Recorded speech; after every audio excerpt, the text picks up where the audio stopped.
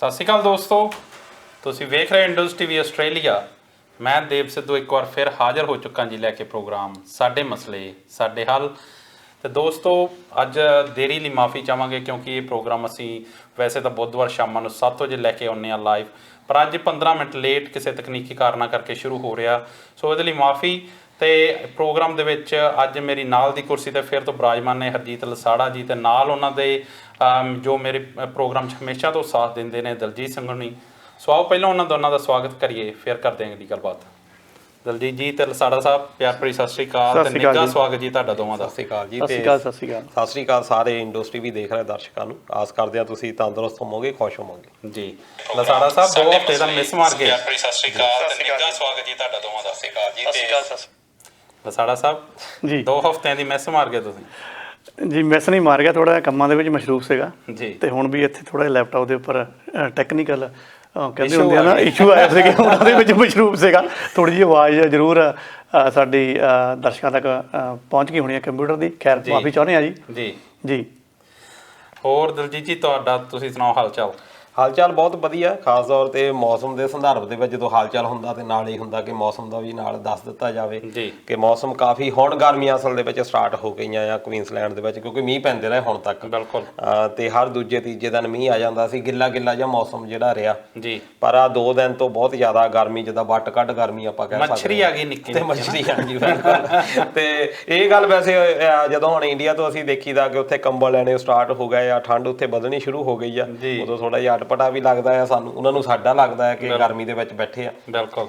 ਪਰ ਫਿਰ ਵੀ ਵਿਗਿਆਨ ਨੂੰ ਵੀ ਸਲਾਮ ਆ ਕਿ ਇੰਨੇ ਜ਼ਿਆਦਾ ਹੈਗੇ ਆ ਵਧੀਆ ਹੁਣ ਸਾਧਨ ਬਣਦੇ ਜਾ ਰਹੇ ਆ ਕਿ ਜਿਹਦੇ ਕਰਕੇ ਕਿ ਹੁਣ ਸਾਨੂੰ ਪਤਾ ਨਹੀਂ ਇੰਨਾ ਲੱਗਦਾ ਗਰਮੀਆਂ ਦਾ ਜਾਂ ਸਰਦੀਆਂ ਦਾ। ਬਿਲਕੁਲ। ਉਹਨਾਂ ਨੂੰ ਤਾਂ ਅਜੀਬ ਲੱਗਣਾ ਦਲਜੀਤ ਜੀ। ਮੈਂ 6-7 ਸਾਲ ਹੋ ਗਿਆ ਮੈਨੂੰ ਆਪ ਨੂੰ, ਜਦੋਂ ਕਹਿੰਦੇ ਨਾ ਦਸੰਬਰ ਮਹੀਨਾ ਚੜ ਗਿਆ ਤੇ ਉਦੋਂ ਸ਼ਰਟ ਨਹੀਂ ਪੈਂਦੀ, ਇੰਨੀ ਗਰਮੀ ਹੁੰਦੀ, ਖੁਦ ਨੂੰ ਅਜੀਬ ਲੱਗਦਾ ਆ। ਜੀ ਜੀ ਜੀ ਬਿਲਕੁਲ। ਇਹ ਤਾਂ ਪੰਜਾਬ ਵਾਲਿਆਂ ਨੂੰ ਪੁੱਛ ਕੇ ਦੇਖੋ, ਕਹਿੰਦੇ ਆ ਪੋਹ ਦਾ ਮਹੀਨਾ ਚੜ ਗਿਆ, ਸਾਡੇ ਨਜ਼ਾਰੇ ਆ। ਬਿਲਕੁਲ। ਪਿੰਨੀਆਂ ਤੇ ਉਹ ਘਰ ਦਾ ਖੋਇਆ, ਉਹ ਸਾਰਾ ਕੁਝ ਚੇਤੇ ਜ਼ਰੂਰ ਆਉਂਦਾ। ਤੇ ਆਪਾਂ ਚੱਲੀਏ ਖਬਰਾਂ ਵੱਲ, ਤੇ ਸ਼ੁਰੂਆਤ ਦਲਜੀਤ ਜੀ ਮੈਂ ਤੁਹਾਡੇ ਤੋਂ ਕਰੂੰਗਾ।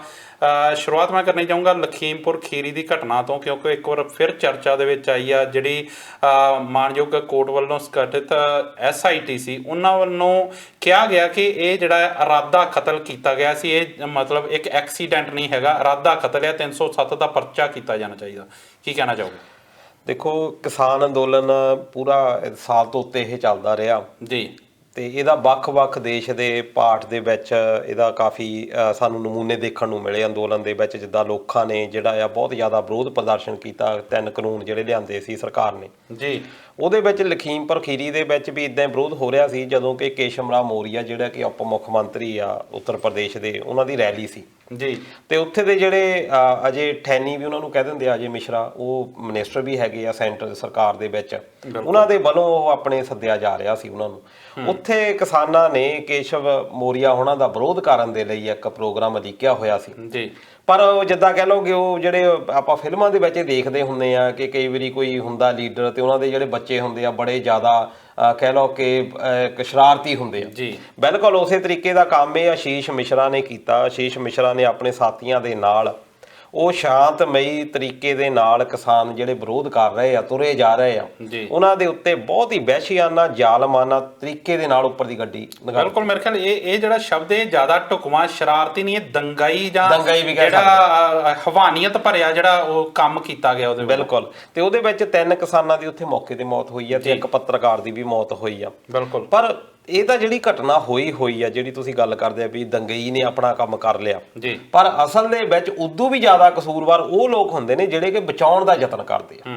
ਸਭ ਤੋਂ ਪਹਿਲਾਂ ਤਾਂ ਇਹ ਹੈ ਕਿ ਜਦੋਂ ਇਹ ਮੀਡੀਆ ਦੇ ਵਿੱਚ ਖਬਰਾਂ ਆ ਗਈਆਂ, ਜਦੋਂ ਉਹਦਾ ਨਾਂ ਵੀ ਆਉਂਦਾ ਆ ਤੇ ਬਹੁਤ ਸਾਰੇ ਪ੍ਰੂਫ ਲੋਕਾਂ ਨੇ ਆਪ ਕਿਹਾ ਕਿ ਅਸੀਂ ਆਪ ਇਹਨੂੰ ਦੇਖਿਆ ਕਮਾਦ ਦੇ ਖੇਤਾਂ ਦੇ ਵੱਲ ਭੱਜਦੇ ਹੋਏ, ਉਸੇ ਵੇਲੇ ਮੋਦੀ ਸਰਕਾਰ ਨੂੰ ਇਹ ਚਾਹੀਦਾ ਸੀ ਕਿ ਇਹਦੇ ਕੋਲੋਂ ਜਿਹੜੇ ਕੈਬਨਿਟ ਮਿਨਿਸਟਰ ਆ ਉਹਨਾਂ ਤੋਂ ਅਸਤੀਫਾ ਲੈਂਦੇ, ਪਰ ਅਜੇ ਤੱਕ ਉਹਨਾਂ ਤੋਂ ਅਸਤੀਫਾ ਨਹੀਂ ਲਿਆ ਗਿਆ। 3 ਅਕਤੂਬਰ ਦੀ ਘਟਨਾ ਆ, 2 ਮਹੀਨੇ ਤੋਂ ਉੱਤੇ ਦਾ ਟਾਈਮ ਹੋ ਗਿਆ, 2.5 ਮਹੀਨੇ ਦੇ ਕਰੀਬ ਹੋ ਗਿਆ। ਬਿਲਕੁਲ। ਅਜੇ ਤੱਕ ਇਹਦੇ ਬਾਰੇ ਕੋਈ ਨਿਰਣਾ ਨਹੀਂ ਕੀਤਾ ਗਿਆ, ਉਹਦੇ ਉੱਤੇ ਕੋਈ ਦਬਾਅ ਨਹੀਂ ਪਾਇਆ ਗਿਆ, ਜਦ ਕਿ ਕਿਹਾ ਇਹ ਜਾ ਰਿਹਾ ਕਿ ਲਖੀਮਪੁਰ ਖੀਰੀ ਦੀ ਘਟਨਾ ਤੋਂ ਬਾਅਦ ਅਸਲ ਦੇ ਵਿੱਚ ਮੋਦੀ ਸਰਕਾਰ ਦੇ ਉੱਤੇ ਜ਼ਿਆਦਾ ਪ੍ਰੈਸ਼ਰ ਪਿਆ ਜੀ। ਉਸ ਤੋਂ ਬਾਅਦ ਇੰਨਾ ਜ਼ਿਆਦਾ ਪ੍ਰੈਸ਼ਰ ਸੀ ਕਿ ਉਹਨਾਂ ਨੂੰ ਜਿਹੜੇ 3 ਕਾਨੂੰਨ ਆ ਬਹੁਤ ਈਜ਼ੀਲੀ ਤਰੀਕੇ ਦੇ ਨਾਲ ਪਿੱਛੇ ਲੈਣੇ ਪਏ, ਅਦਰਵਾਈਜ਼ ਉਹ ਇੰਨੀ ਛੇਤੀ ਮੰਨਣ ਵਾਲੇ ਨਹੀਂ ਸੀ, ਜਿੰਨਾ ਜ਼ਿਆਦਾ ਪ੍ਰੈਸ਼ਰ ਵੱਧਦਾ ਜਾ ਰਿਹਾ ਸੀ।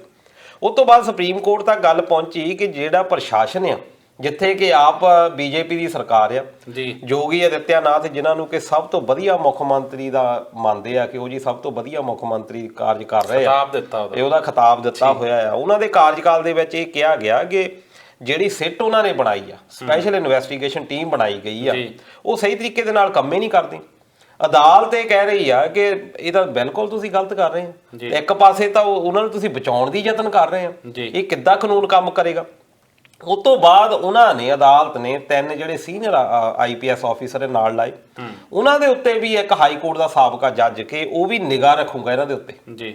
ਉਹਦੀ ਇੱਕ ਕਹਿ ਲਓ ਕਿ ਅਦਾਲਤ ਦੇ ਇਹ ਵਧੀਆ ਕਾਰਜ ਦੇ ਕਰਕੇ ਆ ਜਿਹੜੀ ਹੁਣ ਰਿਪੋਰਟ ਆਈ ਆ, ਉਹਦੇ ਵਿੱਚ ਇਹ ਕਿਹਾ ਗਿਆ ਕਿ ਇਹਦਿਆਂ ਦੀ ਸਿੱਧੀ ਇਨਵੋਲਵਮੈਂਟ ਸੀ। ਇਹ ਕੋਈ ਦੁਰਘਟਨਾ ਨਹੀਂ ਆਪਾਂ ਕਹਿ ਸਕਦੇ। ਕਈ ਵਾਰੀ ਕੀ ਹੁੰਦਾ ਕਿ ਸੜਕ ਦੇ ਉੱਤੇ ਜਾਂਦੇ ਹੁੰਦੇ ਅਣਗਹਿਲੀ ਦੇ ਵਿੱਚ ਬਹੁਤ ਸਾਰੀਆਂ ਘਟਨਾਵਾਂ ਹੁੰਦੀਆਂ, ਇਹਨੂੰ ਪ੍ਰਦਰਸ਼ਿਤ ਏਦਾਂ ਕੀਤਾ ਜਾ ਰਿਹਾ ਸੀ ਕਿ ਇੱਕ ਦੁਰਘਟਨਾ ਸੀ ਕਿ ਗੱਡੀ ਅਨਕੰਟਰੋਲਡ ਹੋ ਗਈ, ਉਹਦੇ ਕਿਸਾਨਾਂ ਦੇ ਉੱਤੇ ਚਲੇ ਗਈ।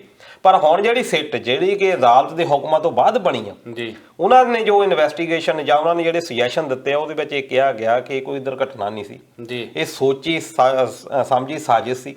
ਕਿਉਂਕਿ ਉਹ ਤੋਂ ਇੱਕ ਹਫ਼ਤਾ ਪਹਿਲਾਂ ਇਹੀ ਜਿਹੜਾ ਕੈਬਨਿਟ ਮਿਨਿਸਟਰ ਆ ਮਿਸ਼ਰਾ, ਇਹੀ ਕਹਿ ਰਿਹਾ ਆ ਕਿ ਅਜੇ ਤੁਸੀਂ ਮੈਨੂੰ ਜਾਣਦੇ ਨਹੀਂ, ਤੁਸੀਂ ਮੈਂ ਜੀ ਇਹਨੂੰ ਹਟਾ ਵੀ ਸਕਦਾ ਆ। ਮੈਨੂੰ ਬਹੁਤ ਕੁਝ, ਬੜਾ ਇੱਕ ਘਟੀਆ ਬਿਆਨ ਵੀ ਉਹਨੇ ਦਿੱਤਾ, ਬਹੁਤ ਜ਼ਿਆਦਾ ਅਗਰੈਸਿਵ ਸੀ। ਉਹ ਵੀ ਸਾਰੇ ਉਹਨਾਂ ਨੇ ਪ੍ਰੂਫ ਉਹਦੇ ਦੇਖੇ ਤੇ ਹੁਣ ਉਹਨਾਂ ਨੇ ਇਹ ਮੰਗ ਕੀਤੀ ਆ, ਸਿੱਟ ਨੇ ਇਹ ਸੁਜੈਸਟ ਕੀਤਾ, ਸਲਾਹ ਦਿੱਤੀ ਆ ਸਰਕਾਰ ਨੂੰ ਤੇ ਪੁਲਿਸ ਨੂੰ ਵੀ ਇਹਨਾਂ ਦੇ ਉੱਤੇ ਆਰਮਸ ਦਾ ਵੀ ਇਹਨਾਂ ਉੱਤੇ ਐਕਟ ਲਾਇਆ ਜਾਵੇ, ਕਿਉਂਕਿ ਬੰਦੂਕਾਂ ਉਹਨਾਂ ਦੇ ਹੱਥਾਂ ਦੇ ਵਿੱਚ ਫੜੀਆਂ ਆ। ਬਿਲਕੁਲ ਕਿੱਦਾਂ ਉਹਦੇ ਉੱਤੇ ਗੱਡੀ ਦੇ ਉੱਤੇ ਲਟਕੇ ਹੋਏ ਆ। ਫਿਰ ਨਾਲ ਇਹਨਾਂ ਦੇ ਉੱਤੇ 307 ਦਾ ਪਰਚਾ ਵੀ ਦਰਜ ਕੀਤਾ ਜਾਵੇ, ਘਟਨਾ ਜਿਹੜੀ ਹੋਈ ਆ। ਫਿਰ 302 ਦਾ ਅਜੇ ਤੱਕ ਉਹ ਅਜੇ ਦੇਖਣ ਨੂੰ ਨਹੀਂ ਮਿਲਿਆ, ਪਰ 302 ਦਾ ਵੀ ਸ਼ਾਇਦ ਇਹਨਾਂ ਦੇ ਉੱਤੇ ਜਿਹੜਾ ਪਰਚਾ ਆ ਉਹ ਇਹਨਾਂ ਦੇ ਉੱਤੇ ਹੋਏਗਾ। ਬਿਲਕੁਲ ਲਸਾੜਾ ਸਾਹਿਬ, ਜਿੱਦਾਂ ਦਲਜੀਤ ਜੀ ਹੁਣਾਂ ਨੇ ਦੱਸਿਆ ਕਿ ਇਹ ਹੁਣ ਸਿੱਟ ਵੱਲੋਂ ਇਹ ਨਵੇਂ ਆਰੋਪ ਉਹਦੇ ਵਿੱਚ ਰਿਪੋਰਟ ਦੇ ਵਿੱਚ ਦਾਖਲ ਕਰ ਲਏ ਗਏ ਆ, ਤੇ ਜਿਸ ਤਰੀਕੇ ਨਾਲ ਬੀਜੇਪੀ ਵੱਲੋਂ ਹੁਣ ਆਪਣੇ ਆਪ ਨੂੰ ਕਿਸਾਨਾਂ ਦੇ ਵਿਖਾਇਆ ਜਾ ਕੇ ਅਸੀਂ ਕਿਸਾਨਾਂ ਦੇ ਹੱਕ 'ਚ ਆ ਜਾਂ ਆਮ ਲੋਕਾਂ ਦੇ ਹੱਕ 'ਚ ਆ, ਤੁਸੀਂ ਹੁਣ ਇਸ ਕੇਸ ਨੂੰ ਕਿੱਧਰ ਨੂੰ ਜਾਂਦਾ ਵੇਖਦੇ ਹੋ? ਤੁਹਾਨੂੰ ਲੱਗਦਾ ਕਿ ਇਹ ਜਿਹੜਾ ਲੋਕਾਂ ਦਾ ਰੋਹ ਵੇਖ ਕੇ ਜਾਂ ਸਿੱਟ ਦਾ ਨਵਾਂ ਫੈਸਲੇ ਵੇਖ ਕੇ ਬੀਜੇਪੀ ਜਿਹੜੀ ਆ ਆਪਣੇ ਹੀ ਜਿਹੜੇ ਮੰਤਰੀ ਤੇ ਜਾਂ ਉਹਨਾਂ ਦੇ ਬੇਟੇ ਤੇ ਕੋਈ ਕਾਰਵਾਈ ਕਰ ਸਕਦੀ ਹੈ? ਜੀ ਧੰਨਵਾਦ ਦੇਵ ਜੀ। ਸਭ ਤੋਂ ਪਹਿਲਾਂ ਤਾਂ ਮੈਂ ਸ਼ੁਕਰੀਆ ਤੁਹਾਡਾ ਇਸ ਗੱਲੋਂ ਕਰੂੰਗਾ ਕਿ ਤੁਸੀਂ ਜਿਹੜਾ ਭਖ ਦਾ ਮਸਲਾ ਸੀ ਸਭ ਤੋਂ ਪਹਿਲਾਂ ਤੁਸੀਂ ਉਹ ਚੱਕਿਆ ਤੇ ਦਲਜੀਤ ਜੀ ਉਹਨਾਂ ਨੇ ਵੀ ਕਾਫੀ ਜ਼ਿਆਦਾ ਸੋਹਣੀ ਟਿੱਪਣੀਆਂ ਦੇ ਉੱਪਰ ਕੀਤੀ ਬਖੂਬੀ ਦੇ ਨਾਲ। ਥੋੜਾ ਜਿਹਾ ਇਹਦੇ ਵਿੱਚ ਮੈਂ ਪਾਉਂਦਾ ਚੱਲਾਂ ਤੇ ਉਸ ਤੋਂ ਬਾਅਦ ਫਿਰ ਤੁਹਾਡਾ ਜਿਹੜਾ ਅਗਲਾ ਨਾਲ ਦਾ ਇਹਦਾ ਸੰਬੰਧਿਤ ਸਵਾਲ ਆ ਕਿ ਹੁਣ ਬੀਜੇਪੀ ਦਾ ਚਿਹਰਾ ਮੇਰਾ ਕਿਸ ਤਰ੍ਹਾਂ ਦਾ ਲੋਕਾਂ ਦੇ ਵਿੱਚੋਂ ਲੈ ਕੇ ਜਾਣਗੇ, ਉਹਦੇ ਉੱਪਰ ਵੀ ਗੱਲ ਕਰਦੇ ਹਾਂ। ਜਿਸ ਤਰ੍ਹਾਂ ਦਲਜੀਤ ਨੇ ਦੱਸਿਆ ਕਿ ਜਿਹੜਾ ਆਸ਼ੀਸ਼ ਕੁਮਾਰ ਮਿਸ਼ਰਾ ਤੇ ਉਹਨਾਂ ਦੇ ਪਿਤਾ ਸੀਗੇ ਆਪਣੇ ਕੋਲ ਅਜੇ ਕੁਮਾਰ ਮਿਸ਼ਰਾ, ਘਟਨਾ ਹੋਈ ਹੈ 3 ਅਕਤੂਬਰ 2021 ਦੀ ਇਹ ਘਟਨਾ। ਤੇ ਮੈਂ ਥੋੜਾ ਜਿਹਾ ਦੱਸਦਾ ਇਹਦੇ ਵਿੱਚ ਵੀ 8 ਵਿਅਕਤੀਆਂ ਦੀ ਮੌਤ ਹੁਣ ਤੱਕ ਇਹਦੇ ਵਿੱਚ ਹੋ ਚੁੱਕੀ ਆ, ਤੇ ਪਰ ਬੜੀ ਅਫਸੋਸ ਵਾਲੀ ਗੱਲ ਆ ਜਿਹੜੇ ਤਾਂ ਫੌਤ ਹੋ ਗਏ ਉਹ ਤਾਂ ਹੁਣ ਸਰੀਰ ਵਾਪਸ ਨਹੀਂ ਆਉਣੇ। ਪਰ ਅਜੇ ਤੱਕ ਨਾ ਬਹੁਤਾ ਮੀਡੀਆ ਨੇ ਤੇ ਅਜੇ ਤੱਕ ਨਾ ਜਿੰਨੇ ਵੀ ਆਪਾਂ ਪ੍ਰੋਗਰਾਮ ਵਗੈਰਾ ਸਾਰੇ ਕਰਦੇ ਆ ਚੈਨਲਾਂ ਦੇ ਉੱਪਰ, ਜਿਹੜੇ ਉੱਥੇ ਕਾਫੀ ਗਿਣਤੀ ਦੇ ਵਿੱਚ ਗੰਭੀਰ ਜ਼ਖਮੀ ਹੋ ਗਏ ਉਹਨਾਂ ਬਾਰੇ ਕੋਈ ਗੱਲਬਾਤ ਨਹੀਂ ਕਰਦਾ ਹੈਗਾ। ਉਹ ਵੀ ਮੈਂ ਥੋੜਾ ਜਿਹਾ ਖੁਲਾਸਾ ਕਰਦਾ ਚੱਲਾਂਗਾ। ਸੋ ਜਿਹੜੀ ਮਾਣਯੋਗ ਅਦਾਲਤ ਆ ਉਹਨਾਂ ਨੇ ਕਿਹਾ ਵੀ ਜੋ ਸਾਨੂੰ ਨਵੀਂ ਸਿੱਟ ਦੇ ਮੁਖੀ ਨੇ ਰਿਪੋਰਟ ਬਣਾ ਕੇ ਦਿੱਤੀ ਆ, ਜੇ ਮੈਂ ਸਹੀ ਹੋਵਾਂ ਤਾਂ ਵਿਦਿਆ ਰਾਮ ਦਿਵਾਕਰ ਉਹਨਾਂ ਦੇ ਮੁਖੀ ਨੇ ਜਿਨ੍ਹਾਂ ਨੇ ਇਹ ਰਿਪੋਰਟ ਬਣਾ ਕੇ ਦਿੱਤੀ ਆ, ਉਹ ਕਹਿੰਦੇ ਵੀ ਇਰਾਦਾ ਕਤਲ 307 ਦੀ ਧਾਰਾ ਇਹਨਾਂ ਤੇ ਲੱਗਣੀ ਚਾਹੀਦੀ ਆ। ਹੁਣ ਇਹਦੇ ਵਿੱਚ 2-3 ਚੀਜ਼ਾਂ ਨਿਕਲ ਕੇ ਆਉਣੀਆਂ। 3 ਅਕਤੂਬਰ ਨੂੰ ਇਹ ਘਟਨਾ ਹੁੰਦੀ ਆ, ਲੇਕਿਨ ਜਿਹੜਾ ਅਜੇ ਕੁਮਾਰ ਮਿਸ਼ਰਾ ਉਹਦਾ ਬਾਪ ਆ ਉਹ 4 ਤੇ 5 ਅਕਤੂਬਰ ਨੂੰ ਬਿਆਨਬਾਜ਼ੀ ਇਹ ਕਰਦਾ ਕਿ ਪਹਿਲੀ ਗੱਲ ਤਾਂ ਮੇਰਾ ਲੜਕਾ ਉੱਥੇ ਹੈ ਹੀ ਨਹੀਂ, ਜੇ ਉੱਥੇ ਹੋਇਆ ਸਾਬਤ ਹੁੰਦਾ ਆ ਤਾਂ ਮੈਂ ਆਪਣੇ ਪਦ ਤੋਂ ਅਸਤੀਫਾ ਦੇ ਦੂੰਗਾ। ਬਿਲਕੁਲ। ਤੇ ਥੋੜ੍ਹੇ ਦਿਨਾਂ ਤੇ ਹੀ ਜਿੱਦਾਂ ਕਹਿ ਲਓ ਕਿ ਉਹ ਵੀਡੀਓ ਆਉਣ ਦੇ ਬਾਅਦ ਇਹਨਾਂ ਨੂੰ ਕਾਫੀ ਜ਼ਿਆਦਾ ਪਿੱਛੇ ਨੂੰ ਖਿਸਕਣਾ ਪਿਆ ਤੇ ਕਾਫੀ ਜ਼ਿਆਦਾ ਕਹਿ ਲਓ ਕਿ ਜਿਹੜਾ ਮੋਦੀ ਖੇਮਾ ਆ ਉਹਦੇ ਉੱਪਰ ਵੀ ਕਾਫੀ ਜ਼ਿਆਦਾ ਪ੍ਰੈਸ਼ਰ ਪੈਣਾ ਸ਼ੁਰੂ ਹੋਇਆ।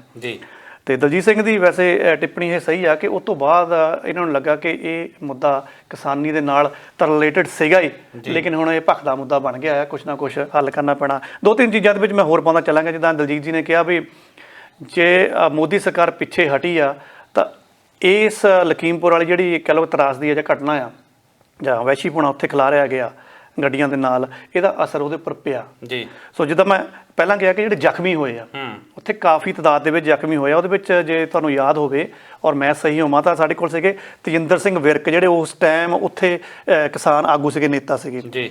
ਉਹ ਇੰਨੀ ਤਰ੍ਹਾਂ ਬੁਰੀ ਤਰ੍ਹਾਂ ਦਰੜੇ ਗਏ ਸੀਗੇ ਤੇ ਤੁਸੀਂ ਯਕੀਨ ਕਰਨਾ ਜੀ ਕਿ 17 ਦਿਨ ਉਹ ਹਸਪਤਾਲ ਦੇ ਵਿੱਚ ਰਹੇ ਆ ਤੇ ਤਕਰੀਬਨ ਉਹਨਾਂ ਦੇ 35 ਟਾਂਕੇ ਲੱਗੇ ਸੀਗੇ। ਤੇ ਅੱਜ ਜੇ ਆਪਾਂ ਅੱਜ ਦੇ ਦਿਨ ਦੀ ਗੱਲ ਕਰੀਏ ਤਾਂ 72 ਕੁ ਦਿਨ ਹੋ ਗਏ, 72-73 ਕੁ ਦਿਨ ਹੋ ਗਏ ਆ, ਲੇਕਿਨ ਜਿਹੜੇ ਉਹਨਾਂ ਦੇ ਕਹਿ ਲਓ ਕਿ ਜ਼ਖਮ ਆ ਉਹ ਹਜੇ ਠੀਕ ਨਹੀਂ ਹੈਗੇ, ਬੜੀ ਮੁਸ਼ਕਲ ਦੇ ਵਿੱਚ ਆ। ਤੇ ਤੁਸੀਂ ਹਿਸਾਬ ਲਗਾ ਲਓ ਕਿ ਇਹੋ ਜਿਹੇ ਉੱਥੇ ਕਿੰਨੇ ਜ਼ਖਮੀ ਆ, ਉਹਨਾਂ ਦੀ ਮੁਆਵਜ਼ਾ ਵਗੈਰਾ ਕੀ ਕਰਨਾ ਆ। ਸ਼ਾਇਦ ਜੇ ਮੈਂ ਸਹੀ ਹੋਵਾਂ ਇੱਥੇ, ਜਾਂ ਮੈਂ ਇਹ ਮੰਨਾਂ ਕਿ ਮੈਂ ਜ਼ਿਆਦਾ ਨਹੀਂ ਇੱਥੇ ਕੁਝ ਕਹਿ ਰਿਹਾ, ਤਾਂ ਕਿਸਾਨਾਂ ਨੂੰ ਜਿਹੜਾ ਸੰਯੁਕਤ ਕਿਸਾਨ ਮੋਰਚਾ ਸੀਗਾ, ਇਹਦਾ ਪੂਰਾ ਹੱਲ ਕੱਢਣ ਤੋਂ ਬਾਅਦ ਘੱਟ ਤੋਂ ਘੱਟ ਉੱਥੋਂ ਉੱਠਣਾ ਚਾਹੀਦਾ ਸੀ, ਚਾਹੇ ਬਾਕੀ ਧਰਨਾ ਉੱਥੋਂ ਆਲੇ ਦੁਆਲੇ ਸਾਰਾ ਚੱਕ ਲੈਂਦੇ, ਕਿਉਂਕਿ ਇਹ ਅਦਾਲਤਾਂ ਦੇ ਵਿੱਚ ਚਲ ਗਿਆ। ਇਹ ਸ਼ੁਕਰ ਆ ਕਿ ਜੋ ਲੋਕਾਂ ਦੀ ਮੰਗ ਸੀ ਕਿ ਅਦਾਲਤਾਂ ਨਿਆਂ ਨੂੰ ਜਾ ਰਹੀਆਂ, ਹੋ ਸਕਦਾ ਇਹ ਖੱਪ ਵੀ ਜਾਂਦਾ। ਥੋੜ੍ਹੀ ਜਿਹੀ ਮੈਂ ਹੋਰ ਇਹਦੇ ਵਿੱਚ ਚੀਜ਼ ਪਾ ਦੇਵਾਂ, ਜਿਸ ਤਰ੍ਹਾਂ ਦਲਜੀਤ ਜੀ ਨੇ ਅਖੀਰ ਦੇ ਵਿੱਚ ਕਿਹਾ ਕਿ ਜਿਹੜਾ ਮੋਦੀ ਕੈਬਨਿਟ ਹੈ ਜਾਂ ਮੋਦੀ ਖੇਮਾ ਸੀ, ਉਹਦੇ ਉੱਪਰ ਬੜਾ ਇਹਦਾ ਪ੍ਰਭਾਵ ਪਿਆ। ਥੋੜ੍ਹੇ ਜਿਹੇ ਮੈਂ ਅੰਕੜੇ ਦਿੰਦਾ ਚੱਲਾਂ ਕਿ EDR ਦੀ ਰਿਪੋਰਟ ਆਈ ਆ PM ਮੋਦੀ ਦੀ ਕੈਬਨਿਟ ਦੇ ਉੱਪਰ ਜੀ। ਉਹਦੇ ਵਿੱਚ ਇਹਨਾਂ ਨੇ ਕਿਹਾ ਕਿ ਜਿਹੜੇ PM ਮੋਦੀ ਦੀ ਕੈਬਨਿਟ ਦੇ ਵਿੱਚ 78 ਮੰਤਰੀ ਆ ਜੀ, ਤੇ 78 ਦੇ ਵਿੱਚੋਂ 42% ਜਾਣੀ ਕਿ ਮਤਲਬ 33 ਮੰਤਰੀ ਜਿਹੜੇ ਆ ਸੰਗੀਨ ਅਪਰਾਧਿਕ ਮਾਮਲੇ ਉਹਨਾਂ ਦੇ ਦਰਜ ਆ, ਤੇ ਉਹਨਾਂ ਦੇ ਵਿੱਚੋਂ 31% ਮਸਲਨ ਕਿ 24 ਦੇ ਉੱਤੇ ਲੁੱਟ ਖਸੁੱਟ, ਮਰਡਰ ਜਾਂ ਰੋਬਰੀ ਦੇ ਕੇਸ ਵਗੈਰਾ ਦਰਜ ਆ ਜੀ। ਹੁਣ ਇੱਕ ਪਾਸੇ ਦਾ ਤੁਸੀਂ ਜਾਂਦੇ ਹੋ ਮੰਦਰਾਂ ਦੇ ਵਿੱਚ, ਕਾਂਸ਼ੀ ਦੇ ਵਿੱਚ ਤੋਰਾ ਫੇਰਾ ਮਾਰਦੇ ਹੋ, ਉੱਥੇ ਦੀ ਰੂਪਰੇਖਾ ਦੇਖਦੇ ਹੋ, ਸਾਰੇ ਪ੍ਰਬੰਧ ਦੇਖਦੇ ਹੋ ਜੀ, ਠੀਕ ਆ, ਵਧੀਆ ਗੱਲ ਹੈ, ਆਸਥਾ ਆ, ਆਸਥਾ ਦੇ ਉੱਪਰ ਸਾਡਾ ਕੋਈ ਕਿੰਤੂ ਪ੍ਰੰਤੂ ਨਹੀਂ, ਕੋਈ ਵੀ ਦੇਸ਼ ਦਾ ਜਿਹੜਾ ਵੱਡਾ ਨੇਤਾ ਉਹ ਜਾ ਸਕਦਾ, ਕਰ ਸਕਦਾ। ਲੇਕਿਨ ਦੂਜੇ ਪਾਸੇ ਤੁਹਾਡੀ ਜਿਹੜੀ ਕੈਬਨਿਟ ਦੇ ਵਿੱਚ ਅਗਰ ਇਹੋ ਜਿਹਾ ਅਪਰਾਧਿਕ ਜੁਰਮਾਂ ਵਾਲੇ ਮੰਤਰੀ ਬੈਠੇ ਨੇ ਪਰ ਉੱਤੇ ਹਜੇ ਵੀ ਚੁੱਪੀ ਆ, ਹਜੇ ਵੀ ਕੋਈ ਐਕਸ਼ਨ ਨਹੀਂ ਹੈਗਾ, ਕਾਫੀ ਜ਼ਿਆਦਾ ਇਤਰਾਜ਼। ਸਾਡਾ ਸਾਹਿਬ ਇਹ ਤਾਂ ਮੇਰੇ ਖਿਆਲ ਪਤਾ ਨਹੀਂ ਅੱਗੇ ਵੀ ਕਿੰਨੀ ਵਾਰ ਰਿਪੋਰਟਸ ਆ ਚੁੱਕੀਆਂ, ਕਿਉਂਕਿ ਜਿਹੜਾ ਪਾਰਲੀਮੈਂਟ ਆ ਜਾਂ ਲੋਕ ਸਭਾ ਰਾਜ ਸਭਾ, ਇਹਨੂੰ ਵੀ ਮੰਦਰ ਮੰਨਿਆ ਜਾਂਦਾ, ਇੱਕ ਜਿਹੜਾ ਰਾਜਨੀਤੀ ਦਾ ਮੰਦਰ ਆ, ਉਹਦੇ ਵਿੱਚ ਜਾਣ ਵਾਲੇ ਬਹੁਤ ਵਾਰ ਰਿਪੋਰਟਸ ਆ ਚੁੱਕੀਆਂ ਕਿ ਬਹੁਤ ਜ਼ਿਆਦਾ ਜਿਹੜਾ 75-80% ਇੱਦਾਂ ਦੇ ਉਹਦੇ ਅੰਦਰ ਜਾਣ ਵਾਲੇ ਮੰਤਰੀ ਜਾਂ ਰਾਜਨੇਤਾ ਇੱਦਾਂ ਦੇ ਜਿਨ੍ਹਾਂ ਦੇ ਉੱਪਰ ਸੰਗੀਨ ਬਲਾਤਕਾਰ ਤੱਕ ਦੇ, ਜਿਹੜਾ ਕਤਲ ਤੱਕ ਦੇ ਇਲਜ਼ਾਮ ਲੱਗੇ ਹੋਏ ਆ, ਤੇ ਉਹ ਕਈ ਵਾਰ ਜਿਸ ਤਰੀਕੇ ਨਾਲ ਸਾਡਾ ਭਾਰਤ ਦਾ ਸਿਸਟਮ ਕੰਮ ਕਰਦਾ, ਕਈ ਵਾਰ ਉਹ ਜਿਹੜੇ ਸਾਬਤ ਹੁੰਦੇ ਆ ਸਾਲ ਲੱਗ ਜਾਂਦੇ, ਤੇ ਉਹ ਆਪਣਾ ਜਿਹੜਾ ਕੰਮ ਆ ਉਹ ਨਿਰੰਤਰ ਚੱਲਦਾ ਰਹਿੰਦਾ। ਪਰ ਜੇ ਮੇਰੇ ਖਿਆਲ ਇਹ ਸਾਡੀਆਂ ਸਰਕਾਰਾਂ ਖੁੱਲ੍ਹਾ ਆਮ ਉਹਨਾਂ ਨੂੰ ਪਤਾ ਹੁੰਦਾ, ਸਾਡੇ ਜਿਹੜੇ ਪ੍ਰਧਾਨ ਮੰਤਰੀ ਸਾਹਿਬ ਕਹੀਏ, ਜਾਂ ਮੈਨੂੰ ਲੱਗਦਾ ਕਿ ਮੋਦੀ ਸਾਹਿਬ ਨੂੰ ਇਸ ਗੱਲ ਦਾ ਨਾ ਪਤਾ ਹੋਊਗਾ ਕਿ ਉਹਨਾਂ ਦੀ ਕੈਬਨਿਟ 'ਚ ਕਿੱਦਾਂ ਦੇ ਮੰਤਰੀ, ਉਹਨਾਂ ਤੇ ਕੀ ਇਲਜ਼ਾਮ ਆ। ਪਰ ਇਹ ਸਾਡਾ ਸਿਸਟਮ ਹੈ ਮੇਰੇ ਖਿਆਲ ਭਾਰਤ ਦਾ। ਖੈਰ ਜੇ ਆਪਾਂ ਲਖੀਮਪੁਰ ਖੀਰੀ ਦੀ ਗੱਲ ਕਰੀਏ ਤੇ ਆਉਣ ਵਾਲੇ ਟਾਈਮ ਦੇ ਵਿੱਚ ਇਹਦੇ ਤੇ ਕੀ ਹੁੰਦਾ, ਇਹ ਤਾਂ ਆਉਣ ਵਾਲੇ ਦਿਨਾਂ 'ਚ ਕਾਫੀ ਸਾਫ਼ ਹੋ ਜਾਊਗਾ। ਜੇ ਆਪਾਂ ਮੋੜਾ ਹੁਣ ਪੰਜਾਬ ਵੱਲ ਕੱਟੀਏ ਤਾਂ ਦਲਜੀਤ ਜੀ, ਮੈਂ ਗੱਲ ਨਸ਼ਿਆਂ ਦਾ ਮੁੱਦਾ 2017 'ਚ ਜਦੋਂ ਚੋਣਾਂ ਲੜੀਆਂ ਗਈਆਂ, ਉਦੋਂ ਨਸ਼ੇ ਦਾ ਮੁੱਦਾ ਬਹੁਤ ਵੱਡਾ ਮੁੱਦਾ ਸੀ, ਜਿਹਦੇ ਤੇ ਕਾਂਗਰਸ ਜਿਹੜੀ ਸਰਕਾਰ ਹੈ ਉਹ ਜਿਹੜੀ ਚੋਣਾਂ ਜਿੱਤੀ ਸੀ। ਤੇ ਇੱਕ ਵਾਰ ਫਿਰ ਨਸ਼ੇ ਦਾ ਮੁੱਦਾ ਬਹੁਤ ਉੱਭਰਿਆ, ਕਿਉਂਕਿ ਪਿਛਲੇ ਦਿਨਾਂ 'ਚ ਸੁਖਜਿੰਦਰ ਸਿੰਘ ਰੰਧਾਵਾ ਹੁਣਾਂ ਨੇ ਵੀ ਕਿਹਾ ਕਿ ਮੈਂ 1 ਹਫ਼ਤੇ 'ਚ ਇਹਦਾ ਨਿਤਾਰਾ ਕਰ ਦੂੰ। ਹਾਲਾਂਕਿ ਉਹ ਪਹਿਲਾਂ ਵੀ ਸਰਕਾਰ ਦੇ ਵਿੱਚ ਸੀ, ਪਰ ਪਹਿਲਾਂ ਕੁਝ ਨਹੀਂ ਕੀਤਾ ਗਿਆ। ਹੁਣ ਇਹਦੇ ਨਾਲ ਰਲਦੀ ਗੱਲ ਇਹ ਵੀ ਸਾਹਮਣੇ ਆ ਰਹੀ ਕਿ ਜਿਹੜੀ ਰਿਪੋਰਟ ਬਣਾਈ ਗਈ ਉਹਦੇ ਵਿੱਚੋਂ ਵੀ ਕੁਝ ਰਿਪੋਰਟ ਆ ਉਹ ਲੀਕ ਕੀਤੀ ਗਈ। ਕੀ ਕਹਿਣਾ ਚਾਹੋਗੇ? ਦੇਖੋ, ਇਹ ਜਿਹੜਾ ਮਾਮਲਾ ਵੈਸੇ 2013 ਦਾ ਆ, ਆਪਾਂ ਪਿਛਲੇ ਪ੍ਰੋਗਰਾਮ ਦੇ ਵਿੱਚ ਕਾਫੀ ਇਹਦੇ ਵਿੱਚ ਕੀਤੀ ਸੀ ਗੱਲ ਕਿ ਜਿਹੜੀ ਰਿਪੋਰਟ ਆ ਉਹ ਵੀ ਰਿਪੋਰਟ ਇੱਕ ਨਹੀਂ, 3 ਰਿਪੋਰਟਸ ਹੈਗੀਆਂ। ਕਾਫੀ ਐਕਸਪਲੇਨ ਦੇ ਵਿੱਚ ਗੱਲ ਆਪਾਂ ਕੀਤੀ ਸੀ, ਦਰਸ਼ਕਾਂ ਨੇ ਜ਼ਰੂਰ ਦੇਖੀ ਹੋਣੀ ਆ, ਪਿਛਲੇ ਪ੍ਰੋਗਰਾਮ ਦੇ ਵਿੱਚ ਹੈ ਉਹ ਸਾਰਾ ਕੁਝ। ਆਪਾਂ ਥੋੜ੍ਹਾ ਜਿਹਾ ਦੱਸ ਦਈਏ ਕਿ 6000 ਕਰੋੜ ਦਾ ਇਹ ਘੁਟਾਲਾ ਸੀ, ਜਿਹਦੇ ਵਿੱਚ ਕਿ ਪੰਜਾਬ ਪੁਲਿਸ ਦਾ DSP ਜਗਦੀਸ਼ ਭੋਲਾ, ਜਾਣੀ ਮੈਂ ਆਪਣੀ ਦੱਸ ਦੇਵਾਂ ਕਿ ਮੈਂ ਬਹੁਤ ਉਹਦਾ ਫੈਨ ਸੀ ਜੀ। ਜਿਸ ਤਰੀਕੇ ਦੇ ਨਾਲ ਉਹਦੀ ਕੁਸ਼ਤੀਆਂ ਦੇ ਵਿੱਚ ਹੁੰਦਾ ਸੀਗਾ, ਭਾਰਤ ਦਾ ਜਿਹੜਾ ਕੇਸਰੀ ਵਰਗੇ ਅਵਾਰਡ ਆ ਉਹ ਦਿੱਤੇ ਜਾਂਦੇ ਸੀ, ਤੇ ਕੁਸ਼ਤੀਆਂ ਦੇ ਵਿੱਚ ਜਿੱਦਾਂ ਕਹਿ ਲਓ ਕਿ ਜਾਨ ਪੈ ਜਾਂਦੀ ਸੀ ਵੀ ਜਗਦੀਸ਼ ਭੋਲੇ ਨੇ ਆਉਣਾ ਉੱਥੇ ਜੀ, ਐਡਾ ਜ਼ਿਆਦਾ ਨਾਂ ਸੀ।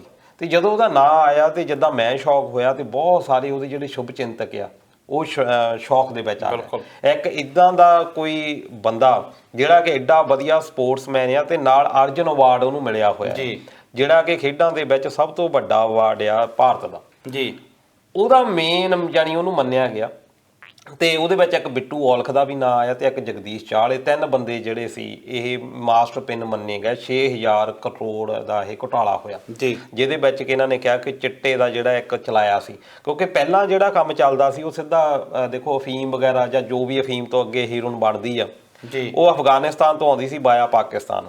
ਅਫਗਾਨਿਸਤਾਨ ਤੋਂ ਬਹੁਤ ਘੱਟ ਰੇਟ ਦੇ ਉੱਤੇ ਲਈ ਜਾਂਦੀ ਸੀ। ਅਫਗਾਨਿਸਤਾਨ ਦੇ ਵਿੱਚ ਉਹਦਾ ਜਿਹੜਾ ਰੇਟ ਸੀ 1.5 ਲੱਖ ਰੁਪਈਆ ਹੋ ਜਾਂਦਾ ਸੀ ਜੀ। ਜਦੋਂ ਹੀ ਉਹ ਸਰਹੱਦ ਪਾਰ ਕਰਦੀ ਸੀ, ਚਾਹੇ ਉਹ BSF ਵਾਲੇ ਪਾਸਿਓਂ ਹੋਵੇ ਜਿੱਥੋਂ ਵੀ, ਤੇ ਉਹ ਜਿਹੜਾ ਉਹ ਕ੍ਰਾਸ ਕਰਦੀ ਸੀ ਤੇ ਉਹਦੀ ਜਿਹੜੀ ਰੇਟ ਆ 25 ਲੱਖ 26 ਲੱਖ ਤੱਕ ਹੋ ਜਾਂਦੀ ਸੀ ਜੀ। ਪਰ ਜਿਹੜਾ ਇਹਦਾ ਰੇਟ ਸੀ ਚਿੱਟੇ ਦਾ, ਬਾਅਦ ਦੇ ਵਿੱਚ ਜਿਹਨੂੰ ਸਿੰਥੈਟਿਕ ਡਰੱਗ ਦਾ ਵੀ ਨਾਂ ਦਿੱਤਾ ਗਿਆ, ਇਹ ਵੀ ਕਿਹਾ ਗਿਆ ਕਿ ਇੱਥੇ ਜਿਹੜੀਆਂ ਫੈਕਟਰੀਜ਼ ਹੈਗੀਆਂ ਜਿਹੜੀਆਂ ਕਿ ਉੱਪਰਲੇ ਪਾਸੇ ਇੱਧਰ ਹਿਮਾਚਲ ਦੇ ਹਰਿਆਣੇ ਦੇ ਬਾਰਡਰ ਦੇ ਉੱਤੇ ਹੈਗੀਆਂ, ਉਹਨਾਂ ਦੇ ਵਿੱਚ ਇਨਵੋਲਵਮੈਂਟ ਪਾਈ ਗਈ।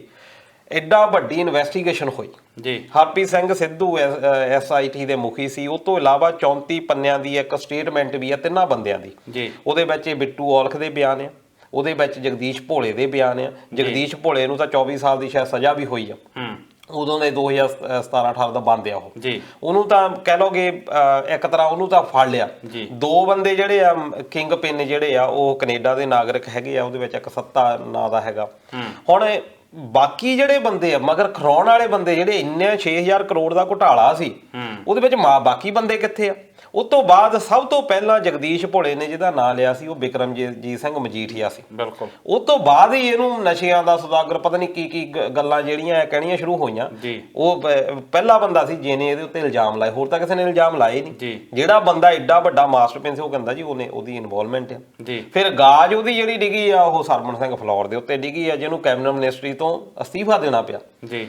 ਕਿ ਸਰਮਨ ਸਿੰਘ ਫਲੋਰ ਉਹਦੀ ਟਿਕਟ ਕੱਟ ਕੇ ਇਹਨੂੰ ਜਾਨੀ ਉਹ ਮਿਨਿਸਟਰ ਬਣਨਾ ਸੀ, ਉਹਦੀ ਟਿਕਟ ਕੱਟ ਕੇ ਮਿਨਿਸਟਰੀ ਦੀ ਇਹਨੂੰ ਮਿਨਿਸਟਰ ਬਣਾਇਆ ਗਿਆ। ਨਹੀਂ ਤਾਂ ਪਹਿਲੀ ਵਾਰ ਜਿੱਤੇ MLA ਨੂੰ ਕੋਈ ਮਿਨਿਸਟਰ ਨਹੀਂ ਬਣਾਉਂਦਾ, ਇਹ ਪਹਿਲੀ ਵਾਰ ਜਿੱਤਿਆ ਤੇ ਉਹਨੂੰ ਬਣਾਇਆ ਗਿਆ, ਜਦ ਕਿ ਉਹ ਇੰਨੀ ਵਾਰ ਦਾ ਜਿੱਤਿਆ ਸੀ ਸਰਮਨ ਸਿੰਘ ਫਲੋਰ ਦੀ ਜਗ੍ਹਾ। ਫਿਰ ਉਹਦੀ ਬਲੀ ਫੇਰ ਦਿੱਤੀ ਗਈ, ਉਹਦੀ ਜ਼ਿਆਦਾ ਇਨਵੋਲਵਮੈਂਟ ਵਿੱਚ ਪਾਤੀ ਉਹਦੇ ਮੁੰਡੇ ਦੀ ਦਮਨਪ੍ਰੀਤ ਸਿੰਘ ਫਲੋਰ ਦੀ। ਫਿਰ ਇਹਨੂੰ ਕਿਹਾ ਗਿਆ। ਹੁਣ ਇਹਦੇ ਵਿੱਚ ਇਹ ਹੈ ਕਿ ਜਿਹੜੀ ਹੁਣ ਰਿਪੋਰਟ ਹੈ ਇਹ ਤੋਂ ਆਉਂਦਾ ਵੀ ਜਿਹੜੇ ਕਾਂਗਰਸੀ ਆ ਮੇਨ 2017 ਵਿੱਚ ਵੀ ਇਹੀ ਆਇਆ, ਲੋਕਾਂ ਦੇ ਵਿੱਚ ਵੀ ਇਹੀ ਭਰਮ ਗਿਆ ਤੇ ਅਕਾਲੀਆਂ ਦੇ ਹਾਰਨ ਦਾ ਵੀ ਇਹੀ ਕਾਰਨ ਸੀ ਕਿ ਜਗਦੀਸ਼ ਭੋਲਾ ਜਿਹਦਾ ਨਾਂ ਲੈਂਦਾ ਆ ਇਹਦੇ ਉੱਤੇ ਕੋਈ ਕਾਰਵਾਈ ਹੋਊਗੀ। ਜਿਹੜੀ ਰਿਪੋਰਟ ਬਣੀ ਹੋਈ ਆ ਉਹ ਰਿਪੋਰਟ ਦੇ ਉੱਤੇ ਕਾਰਵਾਈ ਹੋਵੇਗੀ। ਹੁਣ ਉਹ ਜਿਹੜੀ ਰਿਪੋਰਟ ਹੈ, ਜਿੱਦਾਂ ਹੁਣ ਤੁਸੀਂ ਰੰਧਾਵਾ ਸਾਹਿਬ ਦਾ ਨਾਂ ਲਿਆ ਗ੍ਰਹਿ ਮੰਤਰੀ ਦਾ, ਹੁਣ ਉਹਨਾਂ ਨੇ ਜਿਹੜਾ ਕਿਹਾ ਉਹਦੇ ਵਿੱਚ ਤਾਂ ਕਿਹਾ ਕਿ 4.5 ਸਾਲ ਇਹਨਾਂ ਨੇ ਰਿਪੋਰਟ ਹੀ ਦੱਬੀ ਰੱਖੀ। ਇਹਦਾ ਮਤਲਬ ਕੀ ਆ? ਕਾਰਨ ਉਹਦਾ ਇਹ ਕੀ ਆ? ਪੁਲਿਸ ਦਾ ਵੀ ਇਹਦੇ ਵਿੱਚ ਇਨਵੋਲਵਮੈਂਟ ਆ। ਪੁਲਿਸ ਦੇ ਬਹੁਤ ਵੱਡੇ ਵੱਡੇ ਅਫਸਰ ਆ ਜਿਨ੍ਹਾਂ ਦੀ ਵਿੱਚ ਭੂਮਿਕਾ ਪਾਈ ਜਾਂਦੀ ਆ।